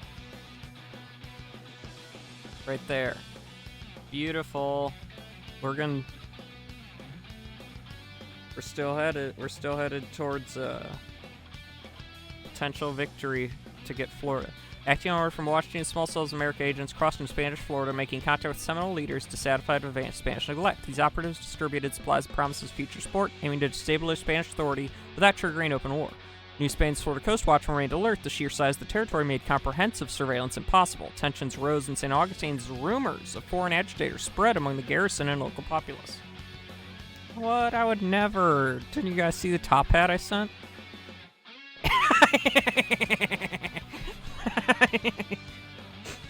They just got the top hat. A formal delegation arrived next to us, bearing a lavish gift from the U.S., an ornate beaver felt top hat intended for Viceroy. The gesture was interpreted as a mix of diplomatic charm and subtle mockery. While the Viceroy accepted the gift with public grace, privately viewed it as evidence of American eccentricity and growing arrogance. The incident did little to ease tensions regarding the border probes and covert operations in Florida. But he got the top hat. Alligator.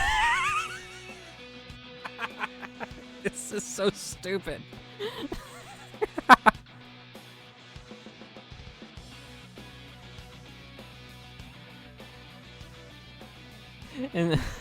In the swamps of Georgia and Florida, USA handlers attempted to train alligators for combat purposes, hoping to create a unique biological weapon against Spanish positions.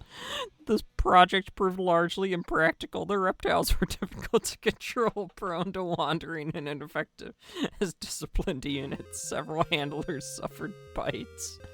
The initiative was quietly scaled back to basic observation rather than active deployment.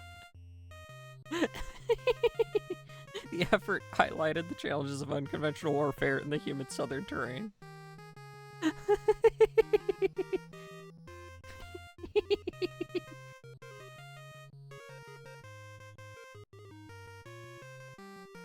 Oh, what's going on here?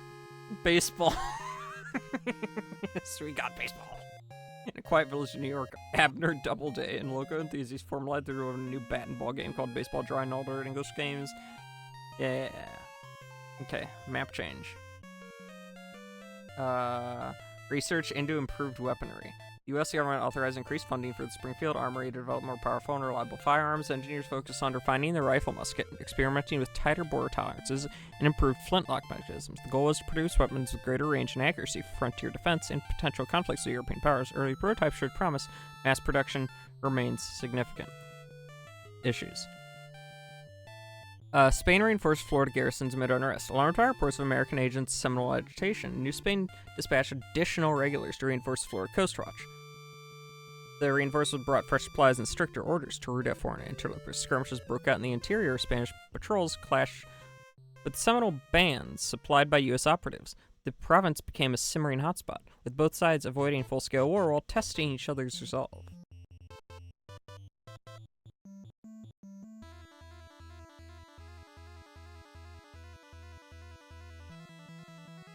Oh, look.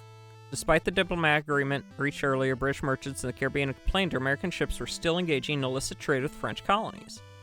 Their own navy intensified inspections of neutral vessels, seizing protested these actions violation of neutral rights, straining the newly formed alliance. The incident underscored the difficulty of balancing commercial interests with wartime. Prussia mobilizes against French expansion. Ooh. Here's where we're gonna have trouble. True to Napoleon's threats, French privateers began raiding American merchants.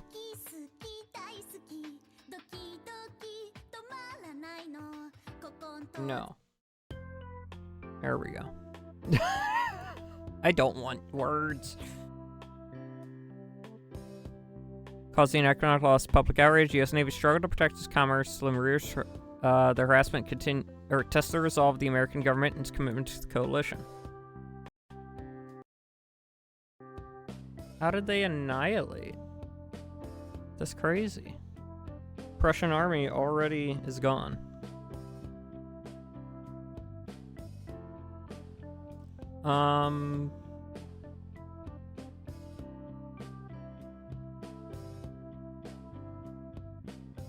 The continental system threatens our shared commerce and your sovereignty. We propose a joint stance to defy Napoleon's illegal decrees. Join us in resisting. Yes, of course.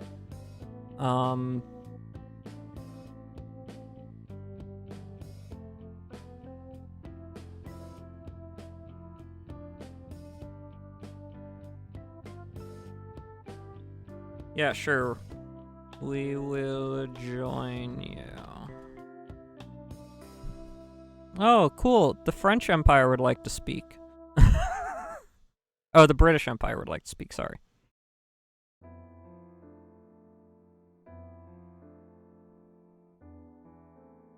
The alliance confirmed. We shall immediately instruct our admirals to escort American merchantmen through the blockade while treating French privateers as pirates. With your ports closed to Napoleon's trade and our channel fleet securing the Atlantic, the continental system will crumble before it can strangle our shared prosperity. Let Berlin issue its decrees.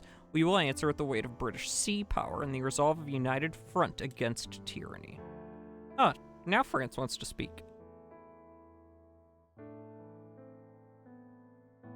I need to go get a new drink.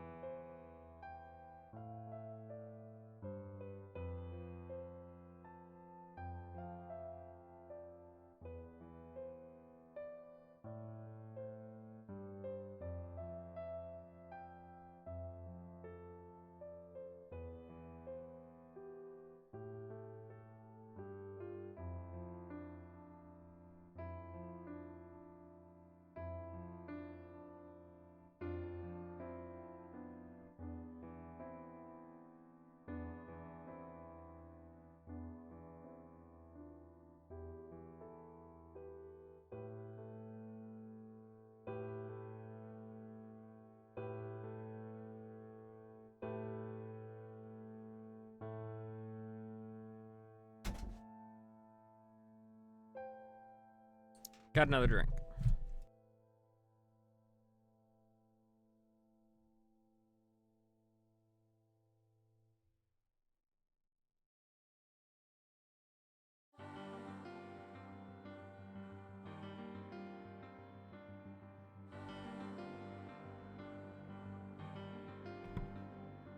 So Napoleon looks like he said the same thing as last time. Just man, I need to put on a jacket.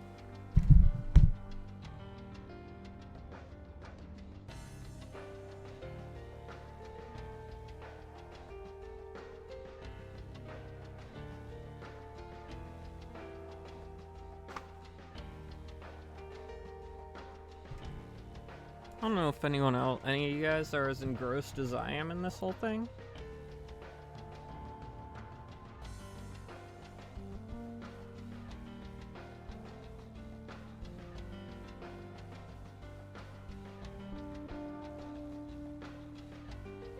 But this is getting good. I expect immediately privateer raids. Yeah.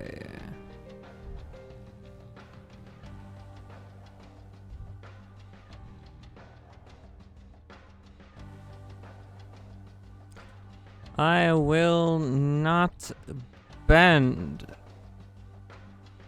to short little bullies like Napoleon.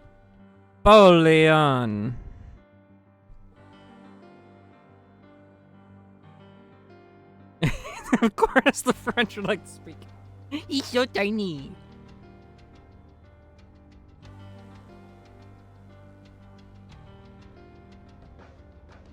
Welcome back, F. I just called Napoleon short to his face. Or to his government's face.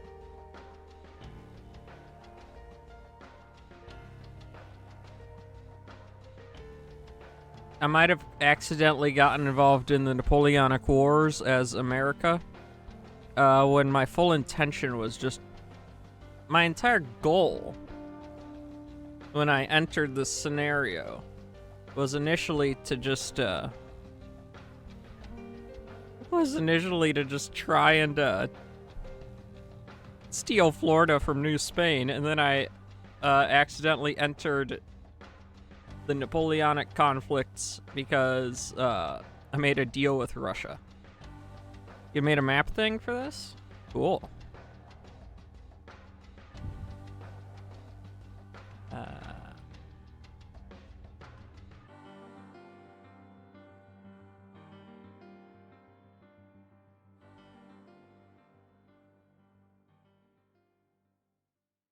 See what Britain says. Is it something I can look up or find or, like, interact with? Defiance is noticed. The Royal Navy stands ready to escort your merchantmen. We shall treat any seizure of American ships as act of war against Britain itself, ensuring Napoleon's continental system fails to strangle our shared commerce.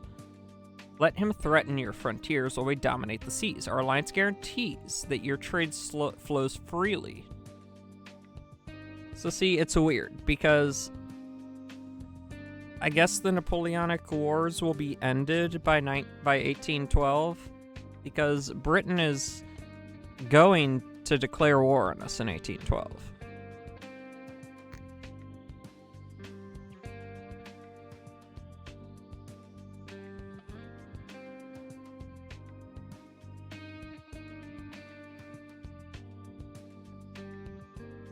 Childish insults change nothing while our veterans occupy Berlin and dictate fate of continents. Since you've chosen to shelter our enemies, mock the Emperor, consider the Lausanne Treaty annulled, every American ship a prize for our privateers.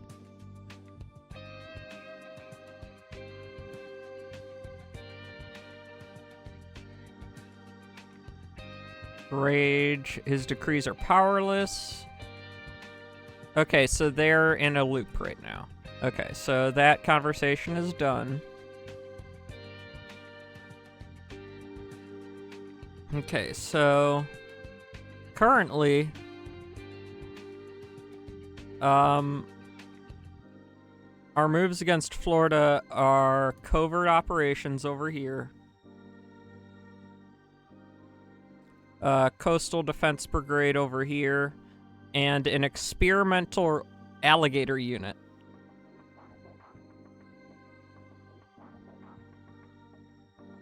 So something I learned the other day, I was watching Doug play this, is that biological warfare is unreasonably effective.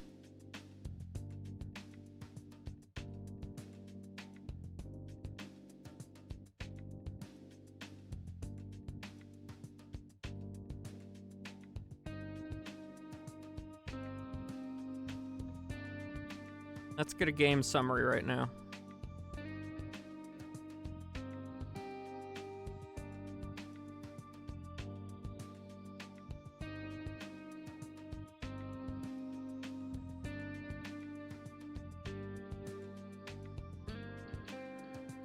Hey!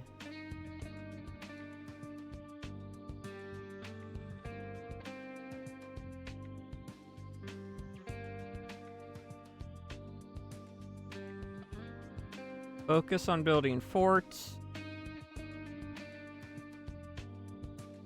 Copy.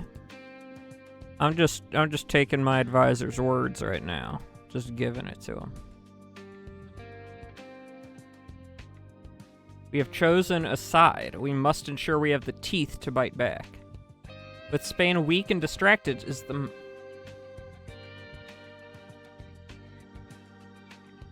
Oh, you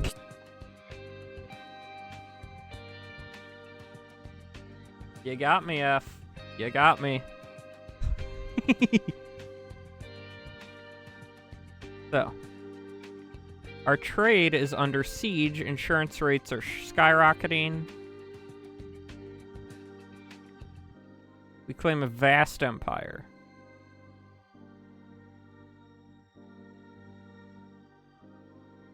No, it is not a costly failure.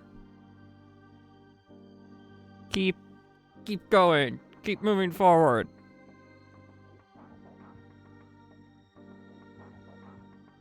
Oh, and F, if you want to stay up to date with our small but growing community, you can join the Discord.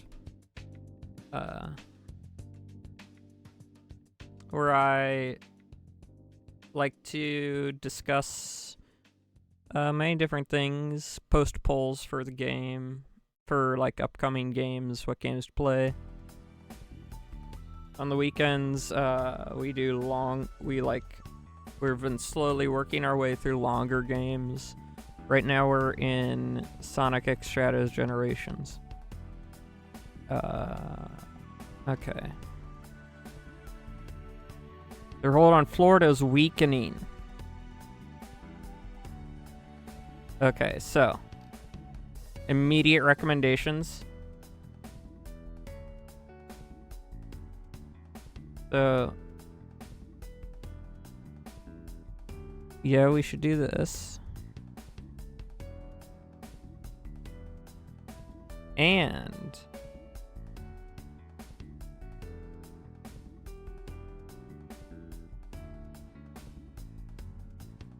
oh, that's clever. Oh, that's clever.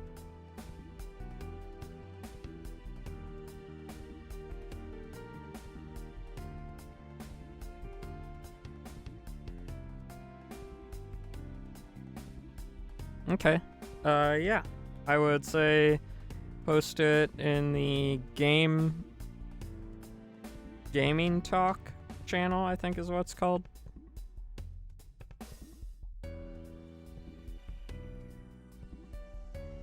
Hooray, we're part of the coalition. We shouldn't have done that, but we are.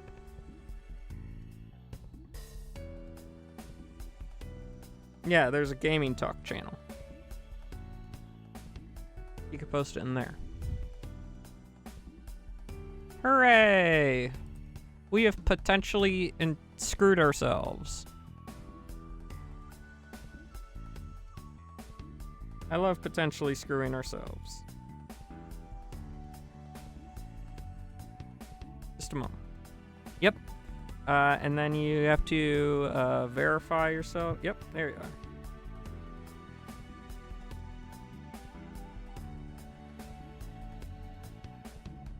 Just a moment.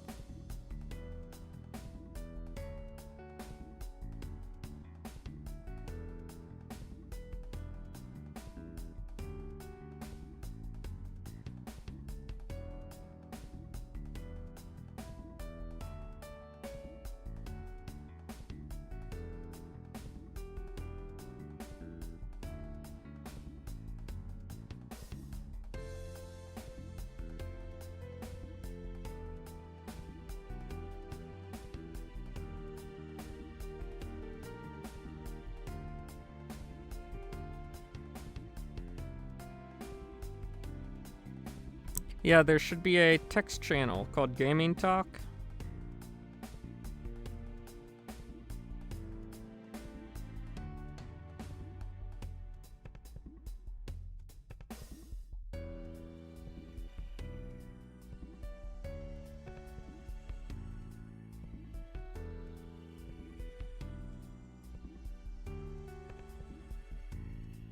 Okay. I'll check that out in a moment. Okay. What else should we do? Should we, like, be doing some ridiculous crap elsewhere as well?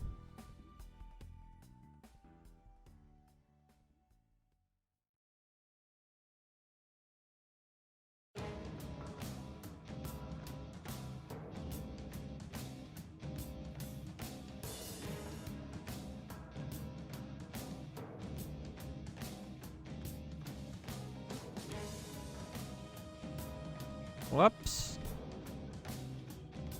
There we go.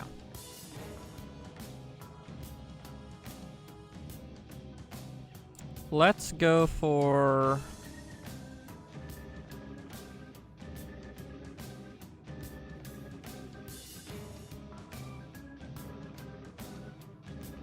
I know it's 1806. Almost 1807. But I know...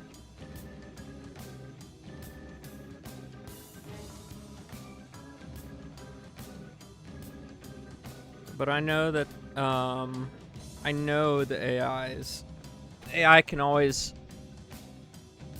be bludgeoned into obedience with ridiculous.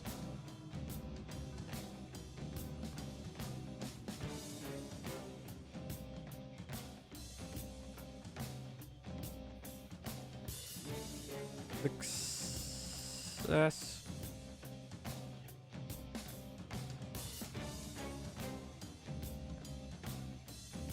Try raising alligators.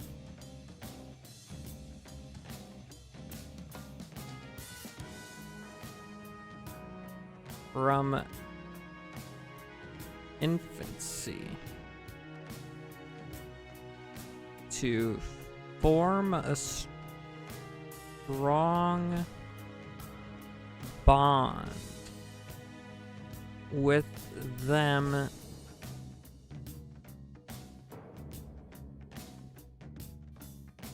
and teach them to target whomever we want. Okay, we're sending it. We're sending it. Next major event. Oh! 2 AI generated models. Earn 3 tokens. Let's do it. This is going to take a while, guys. So we're also going to read more about the internet artifacts. There's the first spam email. First smiley. The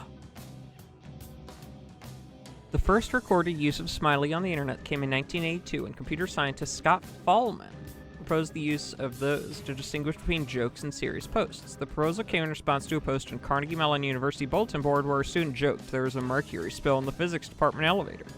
Other students missed the context for the joke, thought a spill actually occurred. Read it sideways. Actually, it is probably more economical to mark things that are not jokes, given current trends for this use. A frowny.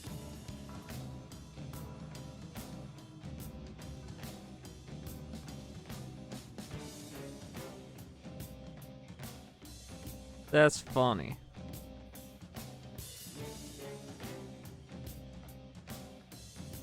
Yeah, that's gonna take a while.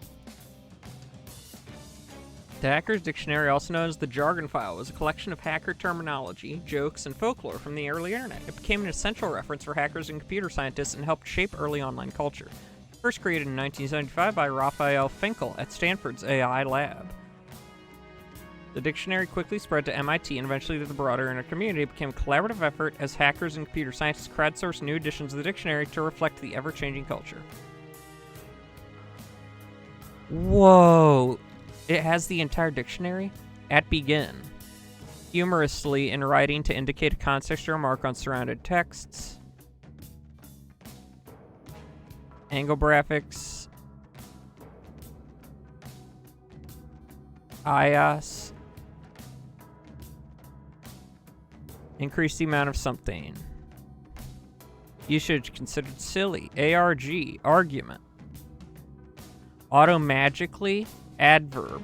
Automatically, but in a way which, for some reason, typically because it is too complicated or too ugly or perhaps even too trivial, I don't feel like explaining to you. Dude, this is great.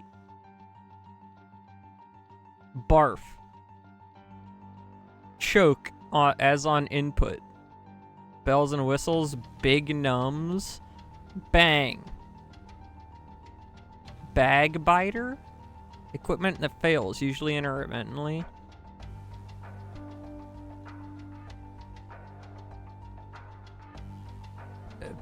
Bletch?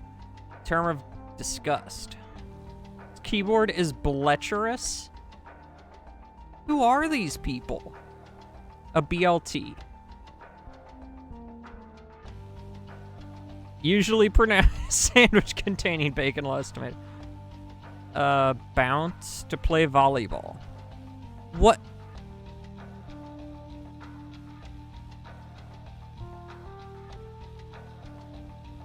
Bucky bits? Bum?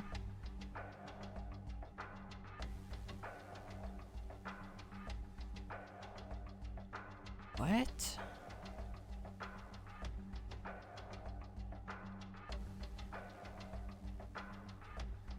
This is hilarious. It's such a big thing. I am not continuing that. But that is amazingly funny. What's catalog? Oh, it has the first of everything. The Usenet groups.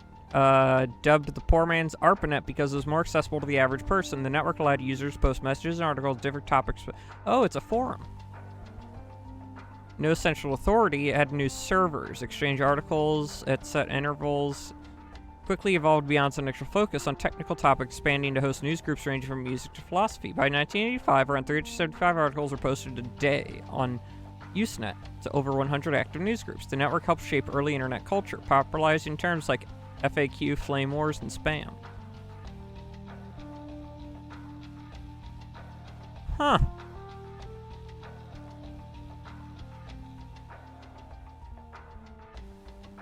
This is fascinating. Also, what's this?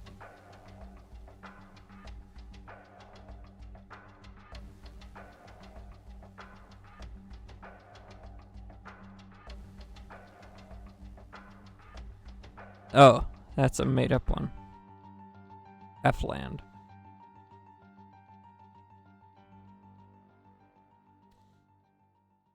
Letterland.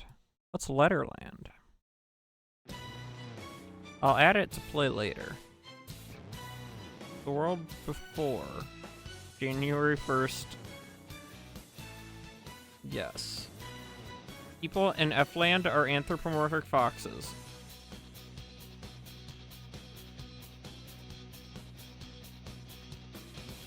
Oh, so this is just a straight up. Is this just a straight up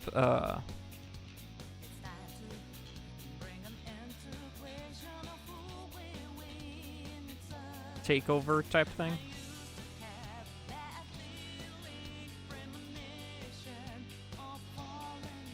Interesting.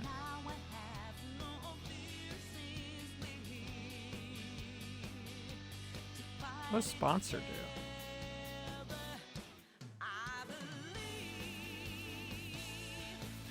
Oh. It takes actual money, which I do not have.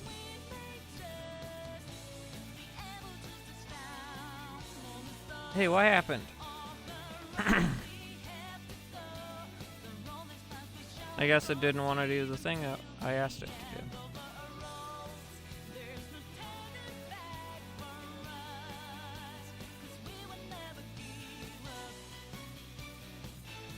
Okay.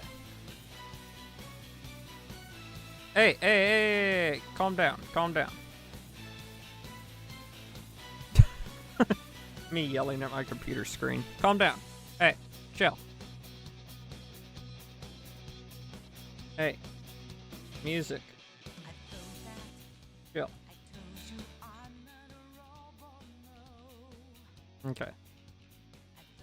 Following orders from Washington Engineering Corps, and infantry detachments began constructing permanent supply depots in blockhouses in Oregon and Louisiana.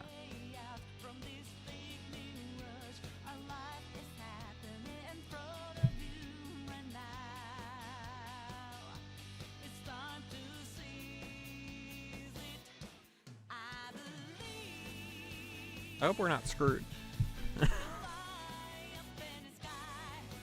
These structures were designed to store munitions, food, trade goods, solidifying American presence against British fur traders and French agents. The work proceeded rapidly despite winter conditions, signaling a shift from symbolic claims to tangible military occupation.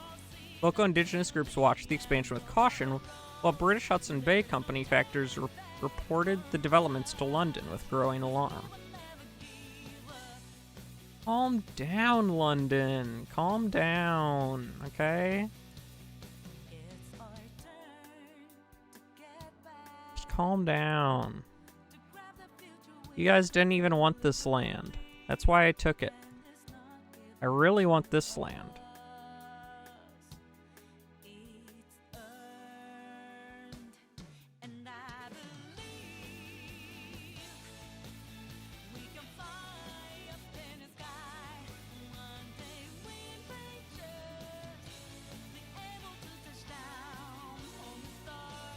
We'll figure it out later. Uh-oh. American shipyards launch new gunboats. Shipyards particularly launched a squadron of light frigates and gunboats to hunt French privateers. These vessels faster and more maneuverable than merchant ships were crewed by volunteers eager to protect American commerce. Operating in concert with British Royal Navy patrols, they began sweeping these shipping lanes off Virginia and Carolinas. The initiative marked a significant escalation in the undeclared naval war with France, testing the resolve of Napoleon's continental system. What just happened? Uh-oh.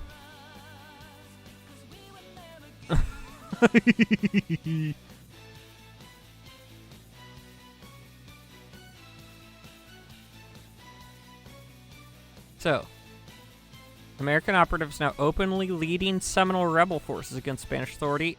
Indigenous forces rise up against Spanish colonial rule. Emboldened by supplies and promises from the Seminole liaison Team Alpha, Seminole bands launched coordinated attacks on Spanish outposts and patrols across northern Florida. The rebellion spread quickly, overwhelming the understaffed Florida Coast Watch and forcing Spanish garrisons to retreat to St. Augustine. Chaos reigns in the interiors, burning farms and severed communication lines signal a full-scale insurgency. New Spain desperately appealed to Havana for reinforcements, while American forces in Georgia prepared to cross the border under the guise of restoring order. Guys, are we taking Florida? Are we actually going to take Florida?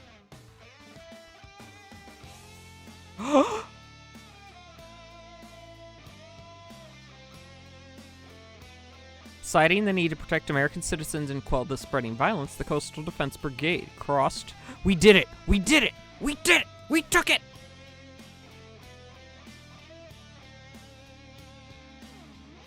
We got Florida!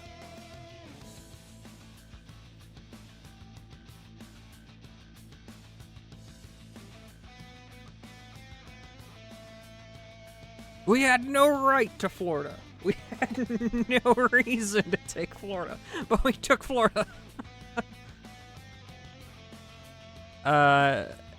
They encountered scattered Spanish resistance and confused Seminole bands, some welcoming them as allies and others viewing them with suspicion. The operation effectively placed northern Florida under de facto American control, though no formal declaration of war had been issued. Madrid protested vehemently, accusing Washington of blatant aggression, but lacked the military capacity to reverse the incursion immediately. Do we keep it? The alligator training! Yes! I told you, it'll just do stuff. After months of rigorous conditioning, handlers reported a small number of alligators raised from infancy could be directed towards specific targets using food cues and auditory signals. Not a disciplined army, these reptiles prove effective in ambush scenarios with swampy terrain, startling enemy patrols and disrupting supply lines. The experimental reptile unit remains a niche asset, difficult to deploy broadly, but terrifying in localized engagements. Spanish survivors of early encounters spoke of monster beasts in the marshes.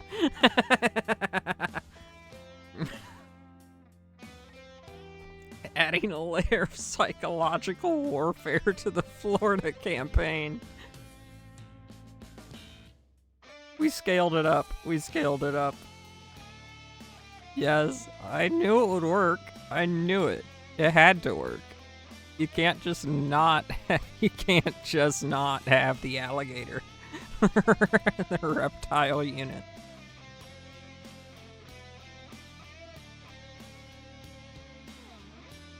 Oh look, it's April Fool's Day, 1807.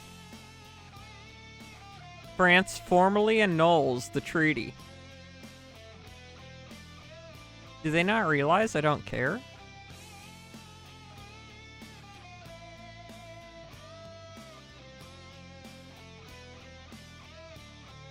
Okay, what's this? British convoys shield American merchants.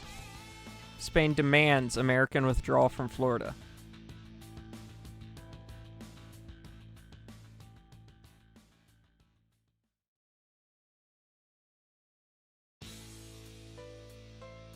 Arguing the intervention was necessary to stabilize the region and protect American interests. The standoff heightened tensions in the Caribbean, with both sides reinforcing their positions while awaiting a potential broader European response. Pressure rises again.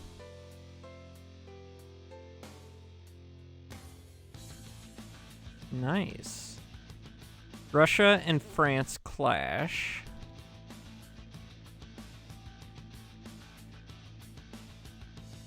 and Prussia. United Continental Front against British sea power posed a dire strategic challenge.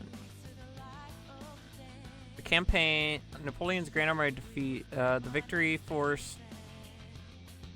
These agreements would reshape Europe, creating a Franco-Russian alliance that isolated Britain and threatened American neutrality farther.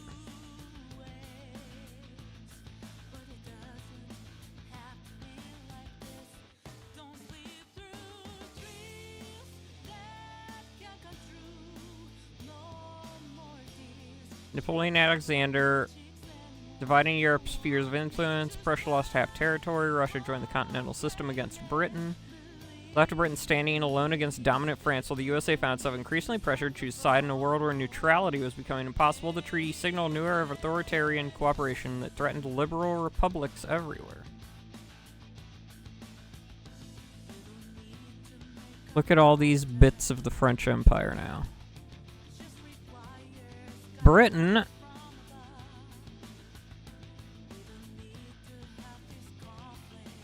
I'm scared. Help me. American envoys arrive in London for crisis talks.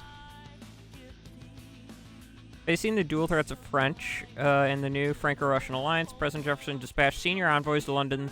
The mission sought to clarify the terms of the Anglo-American alliance and secure guarantees for the defense of the western frontier. British ministers, wary of overextending their global commitments, listened politely but offered no immediately troop deployments in North America. The talks highlighted the fragility of the transatlantic partnership in the face of overwhelming continental pressure.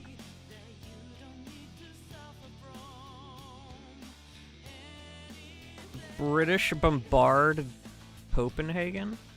Fearing Danish fleet would fall to French, the Royal Navy launched a preemptive strike on Copenhagen. After a fierce bombardment, the British seized the Danish Navy, securing their dominance.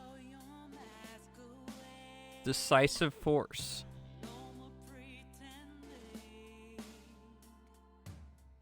France massing troops in Bayonne for potential Iberian intervention.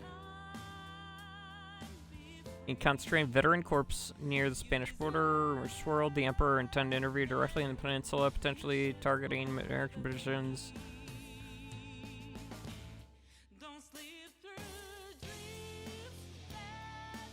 Don't you touch my Florida.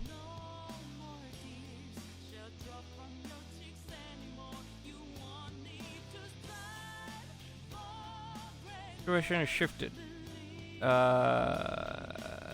We must discuss how to reinforce the western frontier, coordinate our naval strategies. Against this new Frank, will you commit to a deeper military integration?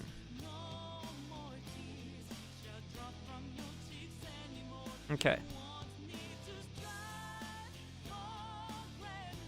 So here's where we stand. I have technically gotten Florida.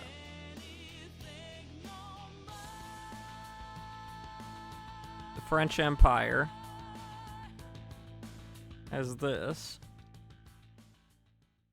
Why don't we take it? Why don't we take the Dominican Republic?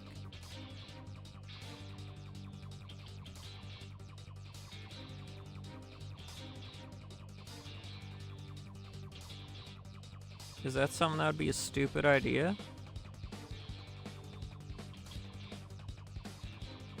Because, you know,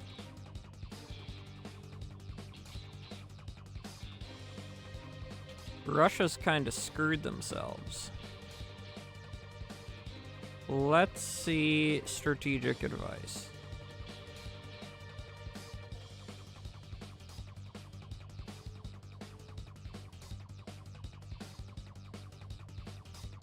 The window for hesitation has slammed shut. With the Treaty of uniting France and Russia, we face existential threat. Our alliance is now our only lifeline. It draws the ire of two empires.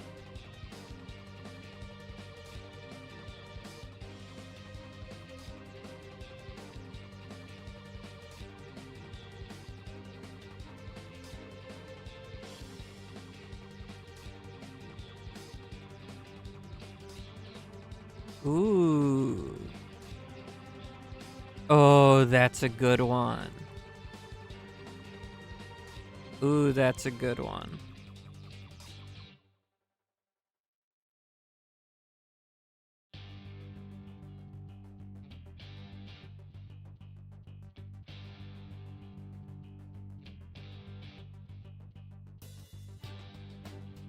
Yeah, we need to... We win Florida. And now we need to hunker down. If we want to keep Florida.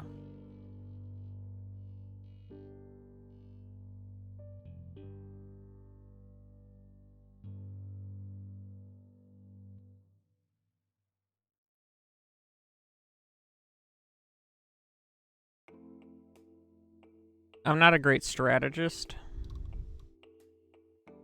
Immediately order major fortifications along the Mississippi.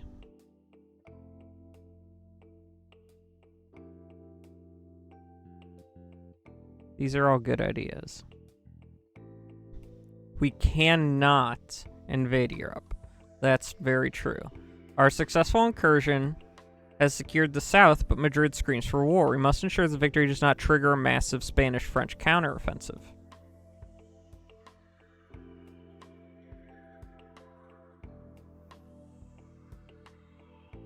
I also want to see that alligator.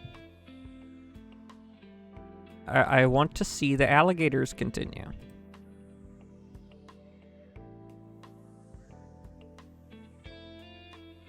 Continue to develop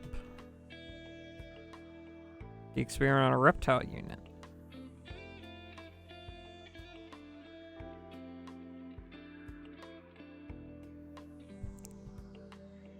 For ways to expand.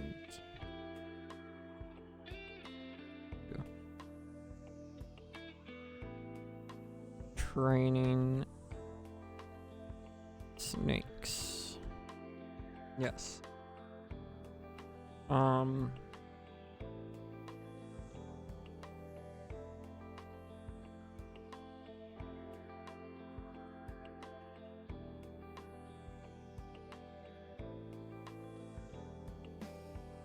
Oh, I need to run ads, guys.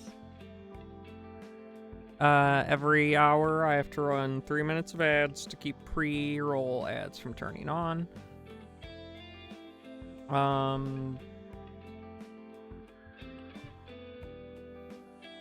But considering I don't know, we're getting close to the end of stream here. So, I think that I'll just run 2 minutes of ads. 1:30. I'll run 1:30 of ads.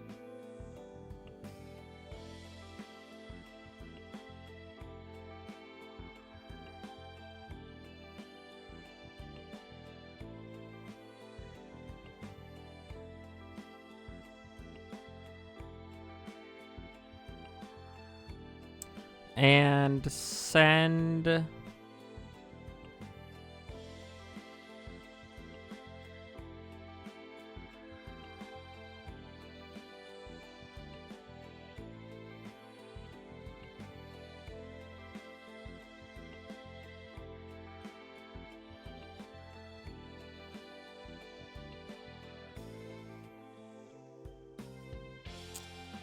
Dang.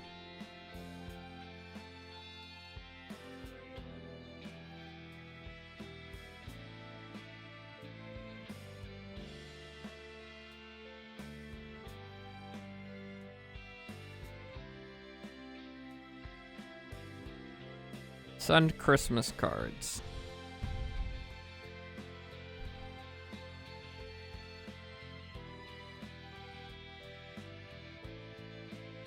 Every country.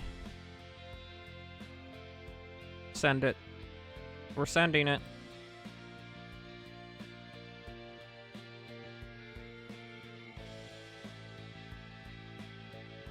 Next major event.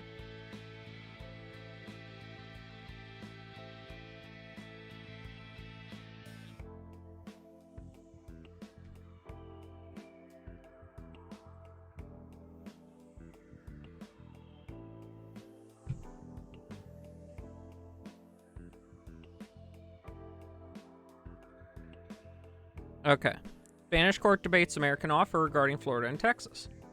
The arrival of a high-profile American envoy in Mexico City sparked intense debate within the viceroyalty and the court in Madrid. The proposal to recognize Spanish sovereignty over Texas and the Southwest in exchange for tacit acceptance of the Florida occupation viewed with deep suspicion.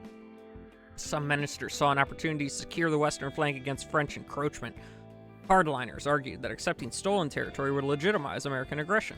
No formal reply was issued immediately, as the Crown sought counsel from Paris before committing to any arrangement that might offend Napoleon. I hate Napoleon.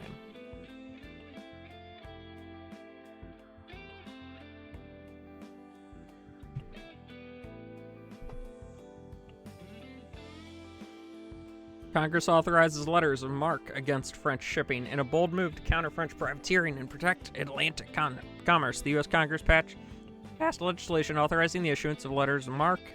These commissions empowered private American vessels to legally seize French supply ships and raiders in the Caribbean and Atlantic. Simultaneously, appropriations were approved for the rapid construction of fast sloops of war designed to hunt down these elusive predators. The measure signaled a shift from passive defense to active economic warfare, aligning American naval strategy more closely with British interests despite the risks of escalation.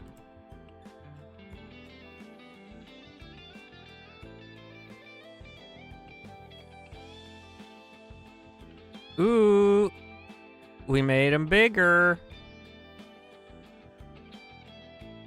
Following orders from Washington Engineering Corps, broke ground on a series of major fortifications along the Mississippi River, particularly near New Orleans and key tributary junctions. These structures were designed to control riverine traffic, defend against potential French or Spanish incursions from the west. In the Oregon Territory, workers expanded the Fort Clatsop into a substantial bastion capable of housing a full regiment. The project represented a massive logistical undertaking, consuming significant resources but solidifying American control over critical internal and external frontiers.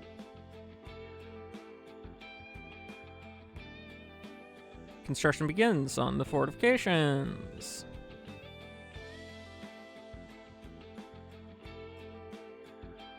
Oh wait, no. I need to scroll down. Expands trials to include snakes. This is so stupid. I love it.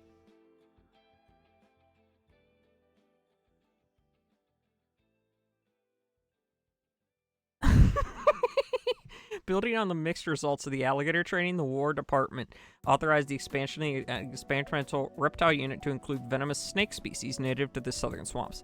Handlers attempted to condition rattlesnakes and cottonmouths to associate specific scents with food or rewards, hoping to deploy them as area denial weapons against enemy camps. Early trials proved chaotic and dangerous to the handlers themselves, with several bites reported. While the concept remained theoretically intriguing for psychological warfare, practical application forced severe biological and logistical hurdles. Guys, if we've learned anything from me, it's that I'm going to make them keep pushing with the snakes. Christmas card.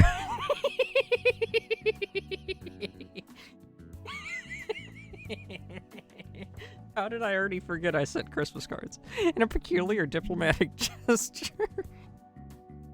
Bundles of handcrafted Christmas cards arrive in London, Paris, Madrid, and St. Petersburg from Washington.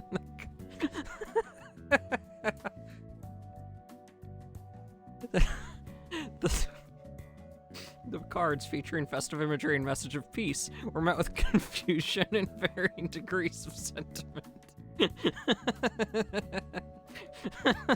As a morale booster. Varying degrees of amusement. British officials appreciated the sentiment as a morale booster, while French clerks dismissed them as frivolous distractions from serious geopolitical reality.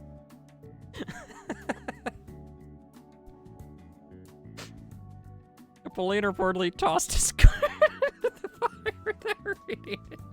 Despite the oddity, the gesture subtly humanized American diplomats during a period of escalating hostility.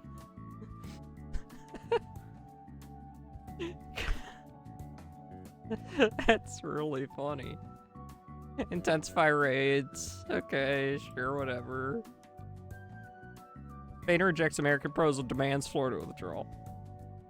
After weeks of deliberation, Spanish Crown formally rejected the American offer regarding Texas and Florida. The official response demanded the immediate withdrawal from Florida, threatened sever all diplomatic ties if the occupation continued. Madrid cited the violation of sovereignty, incitement of Seminoles, rebellion on Friuli acts. Rejection closed the door on a negotiated settlement for now, leaving the situation in the southeast volatile and prone to further military escalation.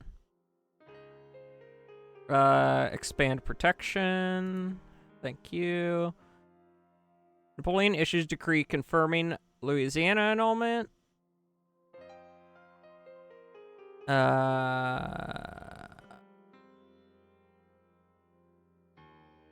Whatever. Forced clash with Spanish patrols. Engaged in active combat. Retreated to defensive positions.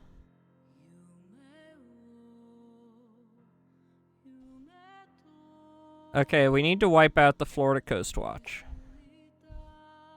Maybe we will confuse them. I don't know. I'm having a hell of a time.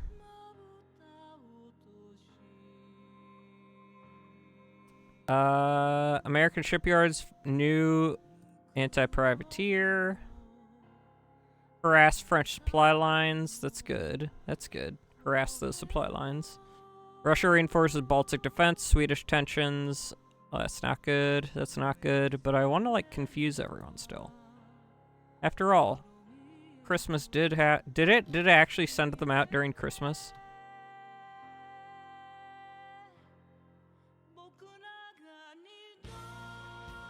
It sent they got them in January 25th? Come on, man. Celebrates Independence Day. Okay, so that's good. We still get to have parades. French agents attempt. Operating under cover of darkness. French agents infiltrated settlements in Louisiana, distributing pamphlets questioning the legitimacy of American rule and promising the restoration of French order. They sought to exploit local discontent over the annulment of the Purchase Treaty and economic difficulties. However, the presence of the Louisiana frontier bastion and loyalist militias thwarted most attempts at organized rebellion. The operation yielded little tangible result, but heightened paranoia among American officials in the West. Okay.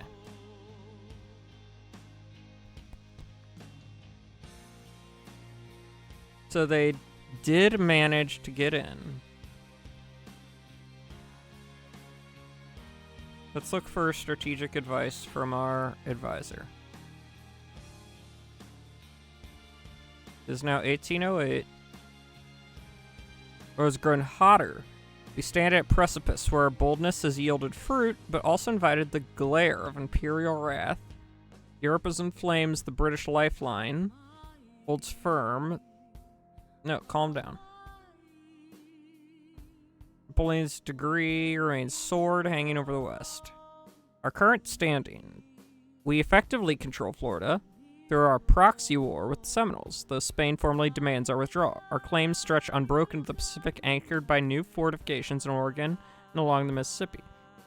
Our Atlantic anti-privateer squadron and newly launched sloops are beginning to blunt French raids. The experimental reptile unit remains a niche terror in the swamps.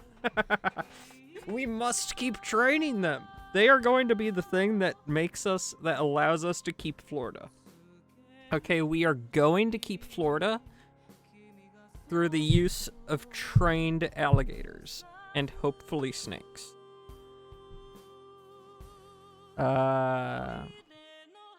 We cannot strike. We must make ourselves too painful to swallow. Accelerate. Every cannon placed near New Orleans is a vote of confidence in French return. Okay, so once again, we're going to listen word for word to this guy. Expand the program.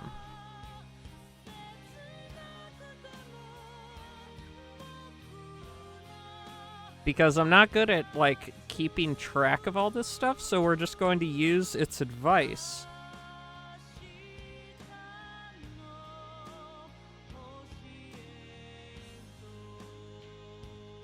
Right. Right. This is what I was saying. We need to hunker down.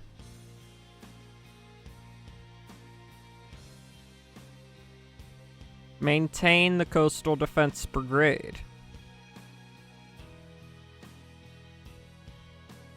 Fortify St. Augustine against any desperate attacks from Cuba. That's a good one. Also, I was specifically looking to take out these guys. The Florida Coast Watch.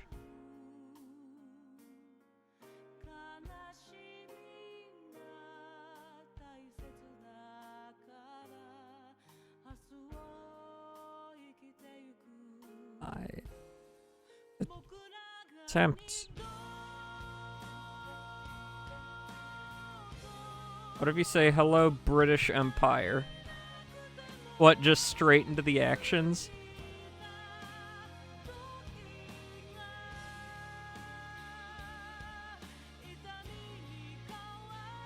I mean, they are our allies. So, they might just say, oh, hi.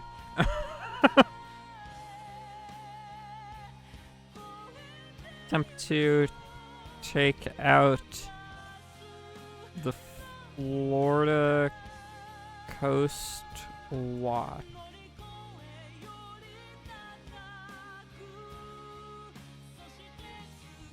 Let's see what it thinks. Because I'm thinking, why leave them any standing fighters? Do not launch a frontal assault.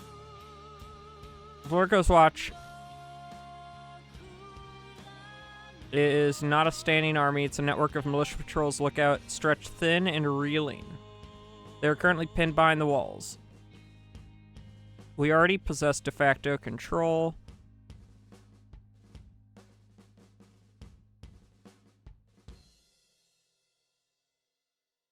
Maintain siege mentality.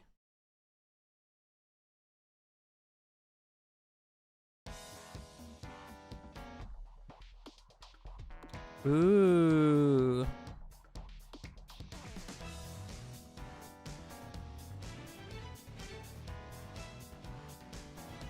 You're right. A strong F could really bring things together. Sorry.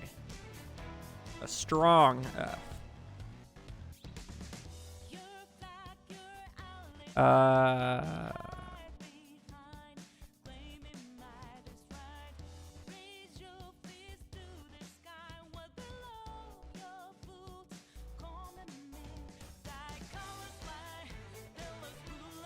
Yeah, we're slowly upcoming on the end of stream, but I am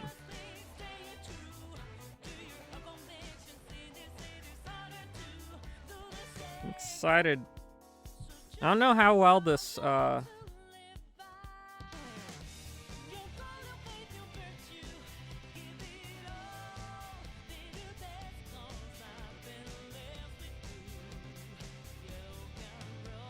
saves stuff. I'm assuming it saves things because there's a games section.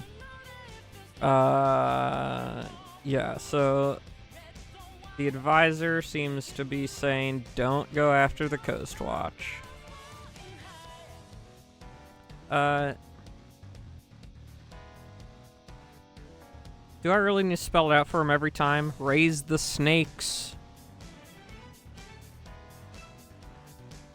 From birth to strengthen a bond, making them far easier to command and control safely.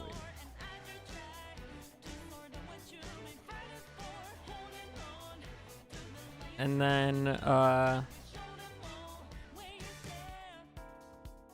let's just say we discover the Fountain of Youth.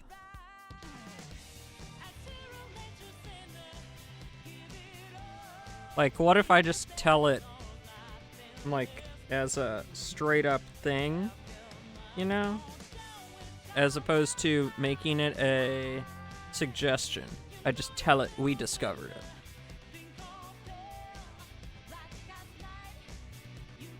We send it. Okay, so it says... maybe later. I need to hurry up, because we are slowly coming towards the end of stream.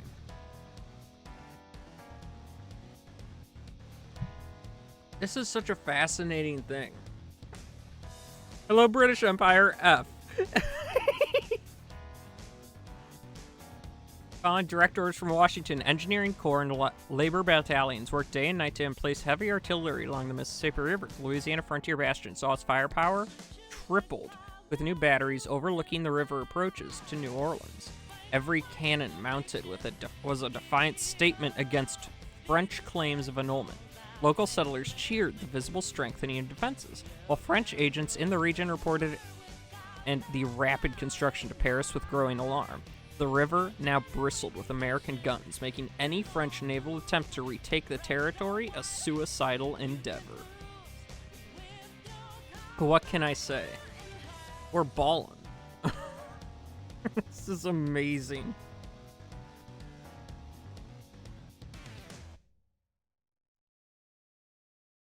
Whoa! Whoa, what are we doing around Cuba? Who? The expansion of letters mark triggered a surge in privateering activity across the Caribbean. Dozens of American captains motivated by profit and patriotism outfitted their vessels to hunt French supply lines. These privateer schooners operated with aggressive freedom, intercepting French merchantmen bound for Saint Domingue and Martinique. The American privateer flotilla coordinated with these independent hunters, creating a chaotic environment for French logistics. Insurance rates for French shipping skyrocketed as the Atlantic became a hunting ground for American commerce raiders. Yeah! Open season! This is a beautiful. St. Augustine transformed into a fortress against Cuban threats. Coastal Defense Brigade shifted focus from offensive patrols to rigorous fortification of St. Augustine. Engineers reinforced the city's walls, dug new trenches, and positioned artillery to cover the harbor approaches from Cuba. Spanish refugees and loyalists flocked to the city, swelling its population, straining supplies, but the defensive posture deterred any immediate counterattack from Havana. The transformation turned the city into an impregnable anchor of American power in Florida, signaling that USA intended to hold the territory against any Spanish attempt at reconquest. So, we basically built up St. Augustine, which is, I guess, where the Florida Coast Watch is.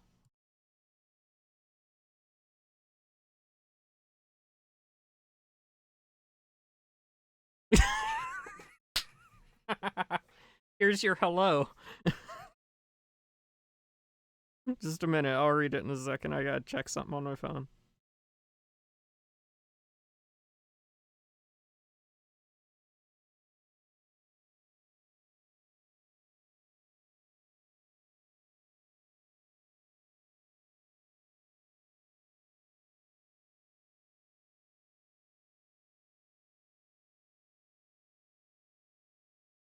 Okay. In London, the Foreign Office received the simple greeting from USA with a formal and warm reply. British ministers eager to solidify the anti-French coalition dispatched a senior envoy to Washington to discuss deeper... Dude, really? All I said was hello, and they're like, quick, send people! Send people!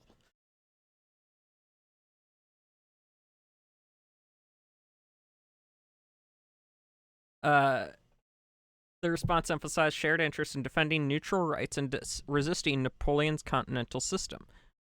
This diplomatic exchange paved the way for increased coordination between the Royal Navy and the expanding American fleet. The bond between the two nations tightened as the threat of French invasion loomed larger over the Atlantic world. Yes, it's the snake handlers. Report breakthrough? Oh, yes. It's working.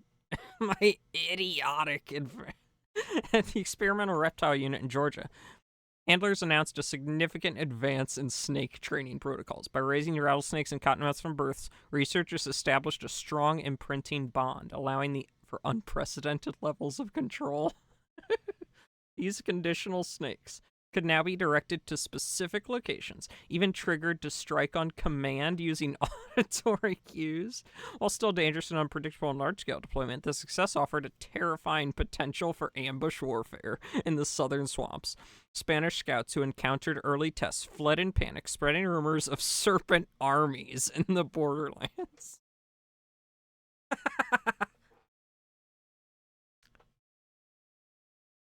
Yeah, I'm not sure if it's going to do anything with your F. Search for the Fountain of Youth yields only folklore and frustration. Inspired by local legends, this score myth, a small expedition funded by eccentric patrons ventured into the Florida Everglades seeking the mythical Fountain of Youth. The group, comprising adventurers and amateur naturalists, mapped previously uncharted swamp regions, found no magical waters. They returned with tales of alligators, mosquitoes, and treacherous terrain, dampened enthusiasm for mystical quests. Instead, the expedition's maps proved valuable for military planning, revealing hidden trails and water sources useful for future operation in the difficult southern landscape. Oh, we got something from it. French privateers suffer heavy losses to American-British cooperation. Expanded. Yeah, okay, so we're winning. Napoleon fumes over Louisiana defiance, but remains distracted by Spain. Reports. He's just like stomping around in his office. Ask the advisor what to do with the letter up.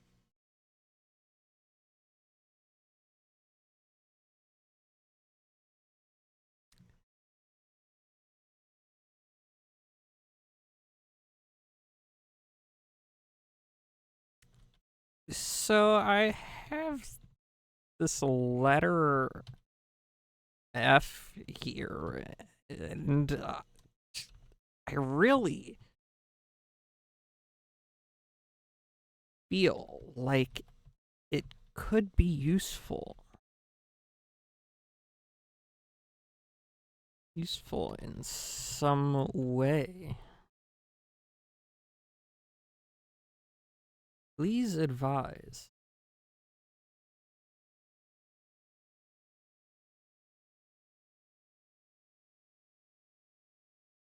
Reports of fortified Mississippi and privateering reached Napoleon, where he was preparing to intervene Spanish uprising. Enraged at the ingratitude of the Americans, recognized opening a new front across the ocean was impossible while his army was bogged down in the Peninsular War. Oh my gosh! What is the advisor doing? I'm trying to read. He issued scathing decrees denouncing the USA, ordered his admirals to prioritize protectionist supply lines to Spain over retaliatory raids on America. For now, French threat to Louisiana remained verbal, though the legal annulment hung like a sword. Operation F is insane.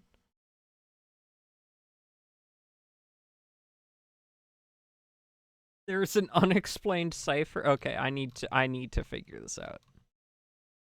Mr. President, I must speak plainly regarding this document marked simply with the letter F. In the high councils of state, ambiguity is often the precursor to disaster.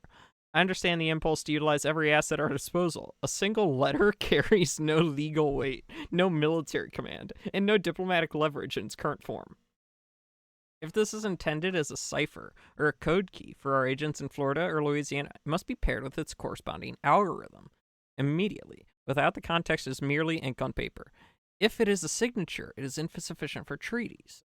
Our enemies require the Grand Seal, the Great Seal, and the full authority. If it's a symbol, perhaps you tend to mark our fortified positions a bold F for fortress or frontier. If so, let us issue on an executive order, making it the official marker for our new Mississippi bastions. Serve as a psychological signal to French agents. These lands are now permanently American soil. Strategic risks of ambiguity. Sending such a vague missive to foreign courts would be interpreted as either madness or a secret threat. Might view it as cryptic declaration of assassination plots. The Spanish viceroy could see it as a mockery of their failing authority. Our own generals may be confused, leading to delays in the critical fortifications. Do not let the letter sit idle. Let us assign it a concrete purpose that advances our porcupine defense. Operation Iron F. Designate the letter as the codename for the final phase of our Mississippi River fortifications. Any dispatch marked with a large F will authorize the immediate emplacement of heavy artillery. This is merely a personal memento or a drafting error. Burn it. We cannot afford distractions. Send a formal note stating that F stands for finis, end. Regarding their claims to Louisiana, let them interpret our resolve through this stark symbol. Impact. Mississippi. Unexplained cipher. Dude.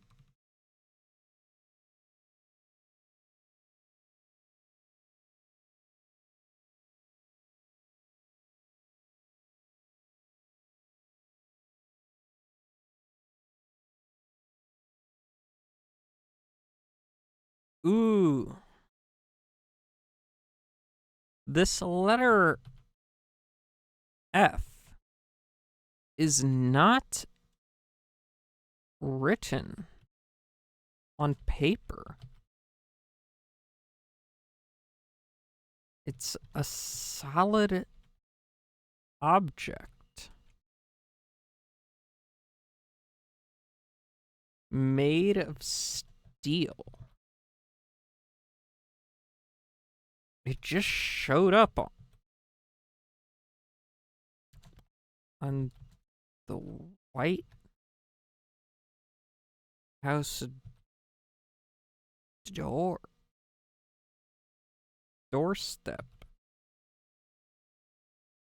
Mysterious.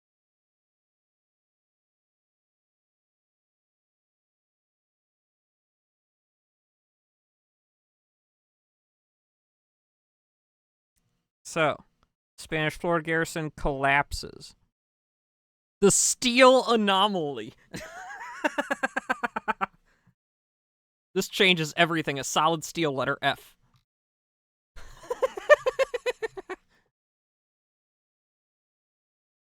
Here, seriously, on the White House doorstep is not diplomatic cable. It's a physical provocation or warning token.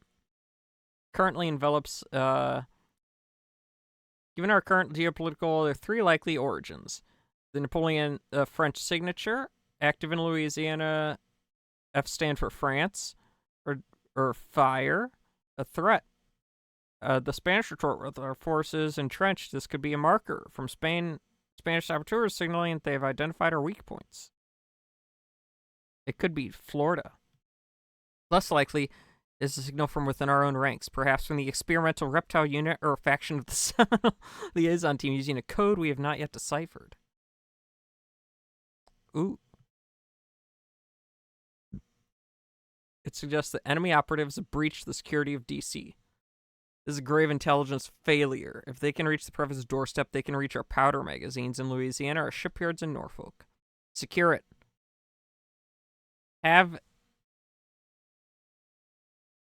Ooh. Lock down the capital. Do not announce this publicly. Okay. So, likelihood.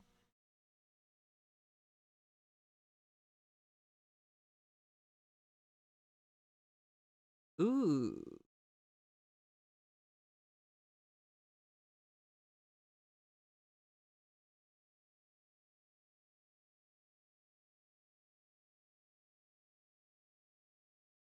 Okay, we have to...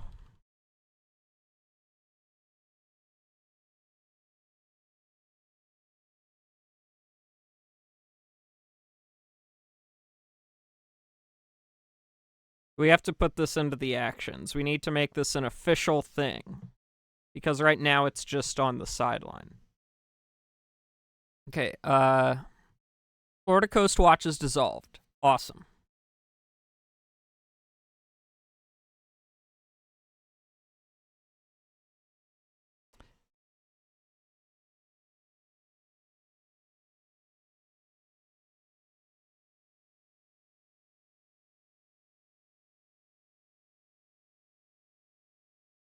Here.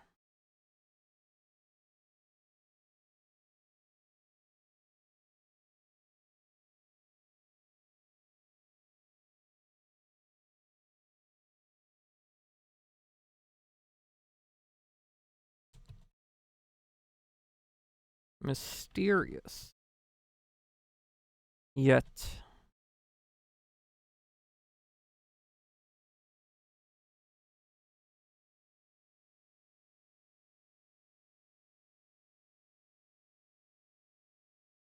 Non-threatening.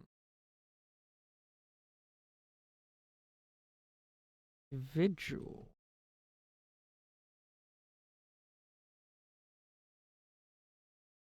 Goes by.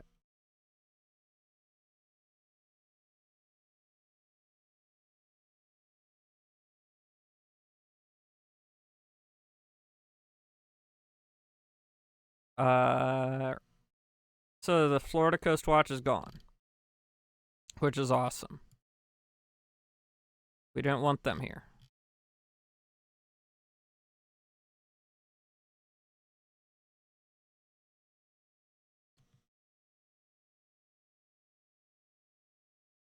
This revelation transformed potential security crisis into a peculiar diplomatic curiosity. If steel F is merely the personal emblem of an individual entity presents no immediate threat, we must recalibrate our response from defense to cautious engagement.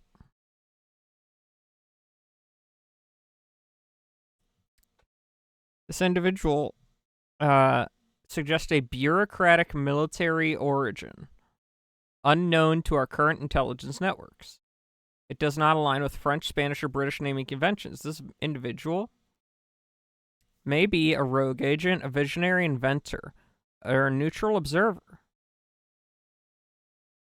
marking their presence without taking sides. We cannot ignore a figure capable of bypassing our capital's security, but neither should we provoke them unnecessarily. Extend a formal, albeit guarded invitation to Serial Designation F. Request an audience at the Executive Mansion. Determine their intentions. Do not provoke me. Okay, so right now, we're going to save this all. We don't want to clean wipe it. We just kicked Spain out of Florida permanently. Integrate. I want to see where we are officially. Spain arises against French occupation. Okay, that's great.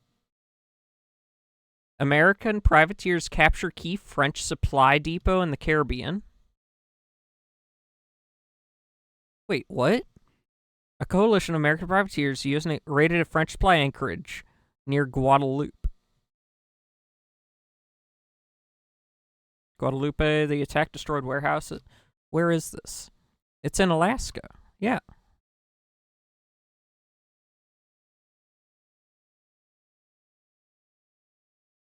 Russia watches American rise with cautious interest amidst European turmoil. Okay, so they U.S. consolidates Florida gains amidst regional instability, while Spanish resist Cumberland, Seminole allies. Securing the interior, the USA moved to formalize its administrative control of Florida. Civil governors were appointed to replace military rule in settled areas. Land grants were offered to encourage migration from Georgia and the Carolinas. The Coastal Defense Brigade transitioned to a garrison role, maintaining order while new militias formed to defend the frontier. This consolidation signaled a permanent shift in the map of North America as the young republic absorbed another vast territory through a mix of diplomacy, insurgency, and force. We literally caused an insurgency and then said, okay, we're here now. This is us. We are mine.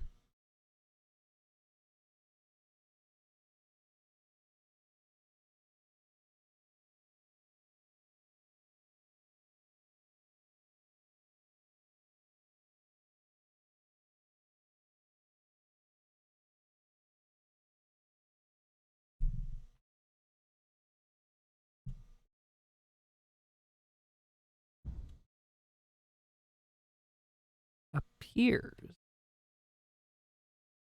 to be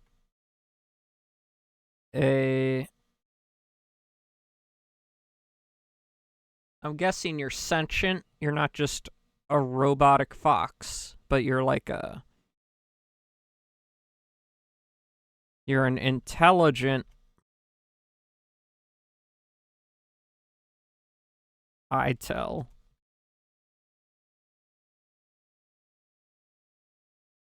Intelligent robot fox from the Arctic.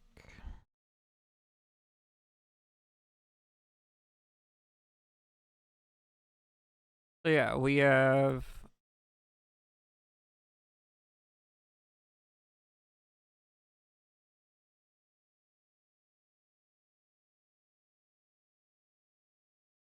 reassess. Ooh. They're looking at us saying we are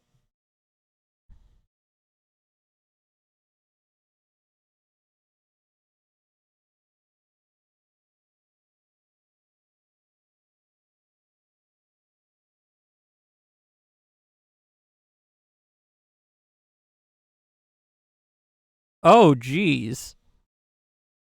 Potential danger, the potential opportunity, the scientific mystery. I think you just invited them to start probing you, essentially.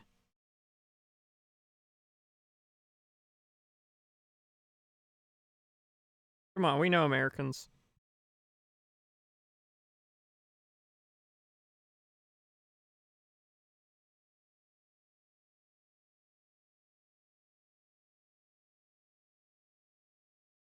Uh, Forced European courts to reconsider USA's status as minor power. Ooh, that's nice. Unfortunately, we will have to leave this off until next time. I don't know next time I'll play this. It might be tomorrow night after we play Sonic X Shadow Generations. It might be Sunday night, or it might be on Monday. I will let you know in the Discord.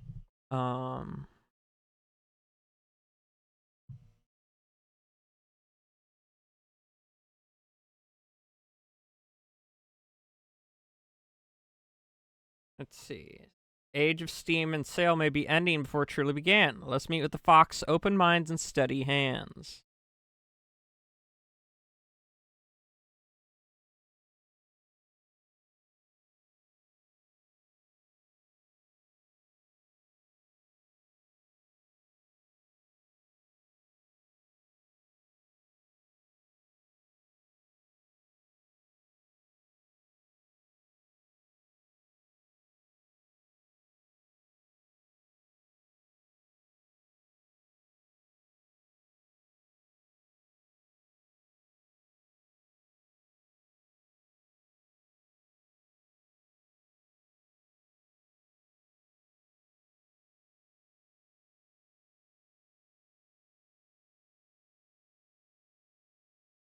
Development of such magnitude. Whoa.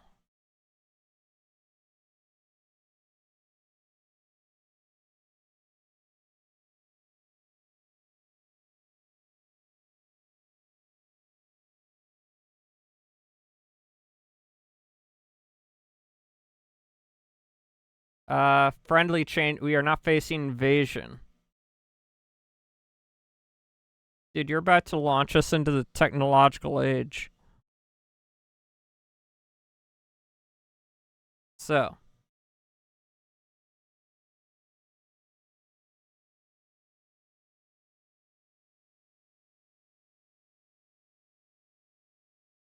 Get hospitality at the executive mansion.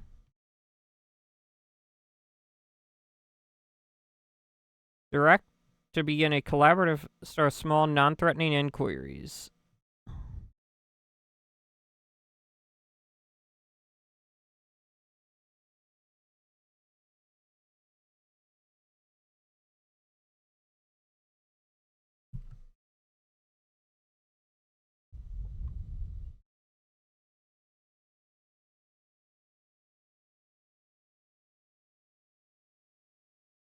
Here.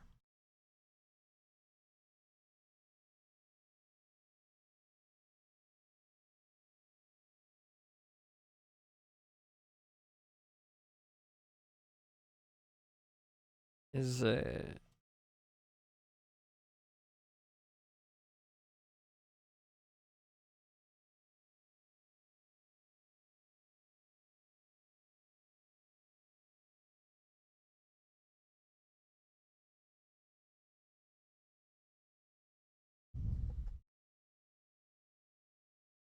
Is Anne. Oh wait, no, A. So I want to do friendly. I'm just gonna get this officially in before we leave off.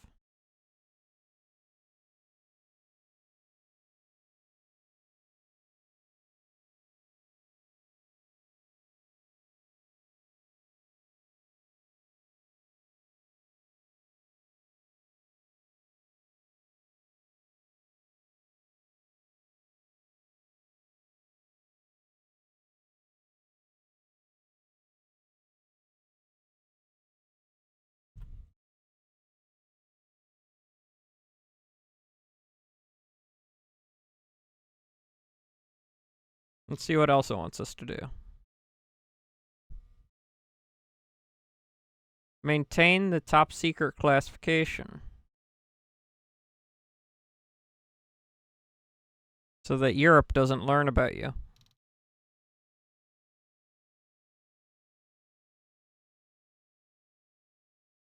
Yeah, no.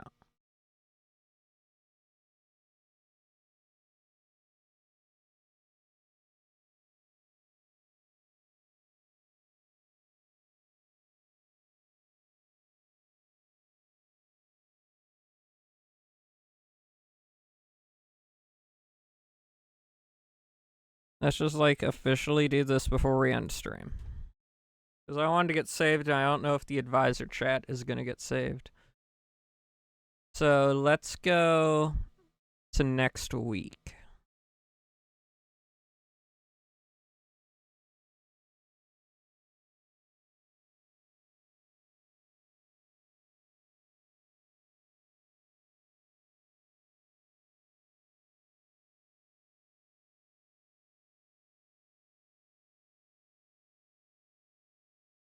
The Arctic Fox entity was escorted to Washington D.C. by specialized cavalry, bypassing public view. President Jefferson hosted a private dinner observing the creature's human-like intelligence, mechanical nature with a mix of fascinating caution. Dedicated liaison officer, a young naturalist for Philadelphia, began establishing a communication protocol.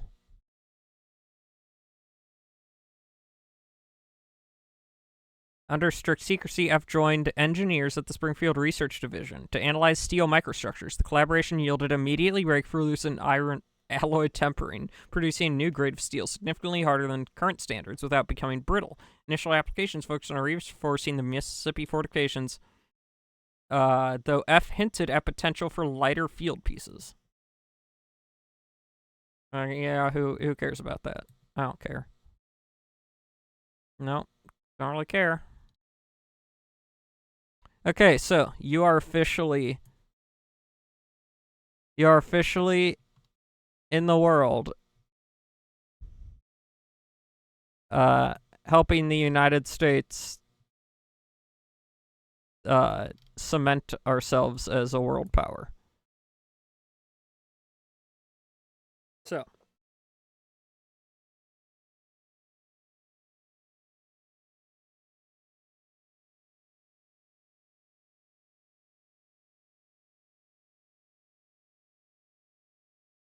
with that being said,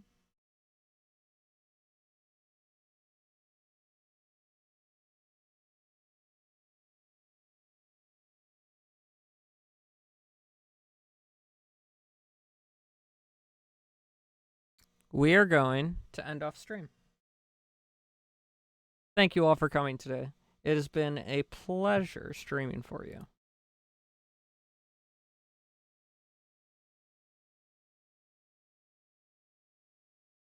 Now, I see that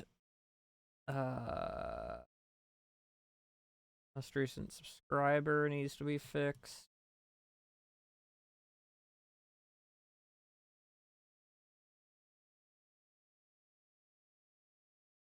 This username needs to get squished in here. There we go. Okay. Thank you all so much for coming. We are going to raid out to... Oh, we could raid out to Monster Hunter Wilds, or...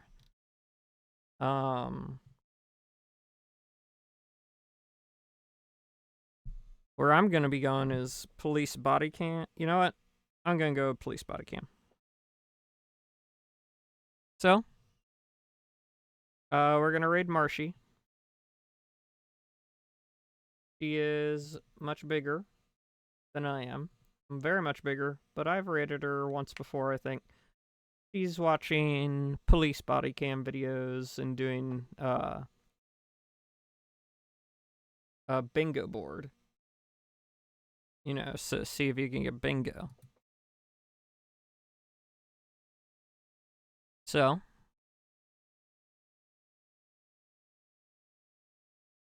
I'll be back tomorrow at 3 p.m. Central Time, or possibly earlier, starting with Animal Crossing, moving into Sonic X Shadows Generations, and then possibly a third game, maybe more Pax Historia after that.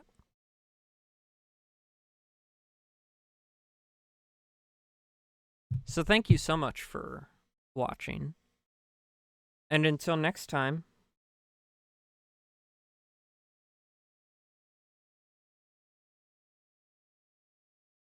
take care of yourself. Because you are the only you there is. And that's incredibly special. So long.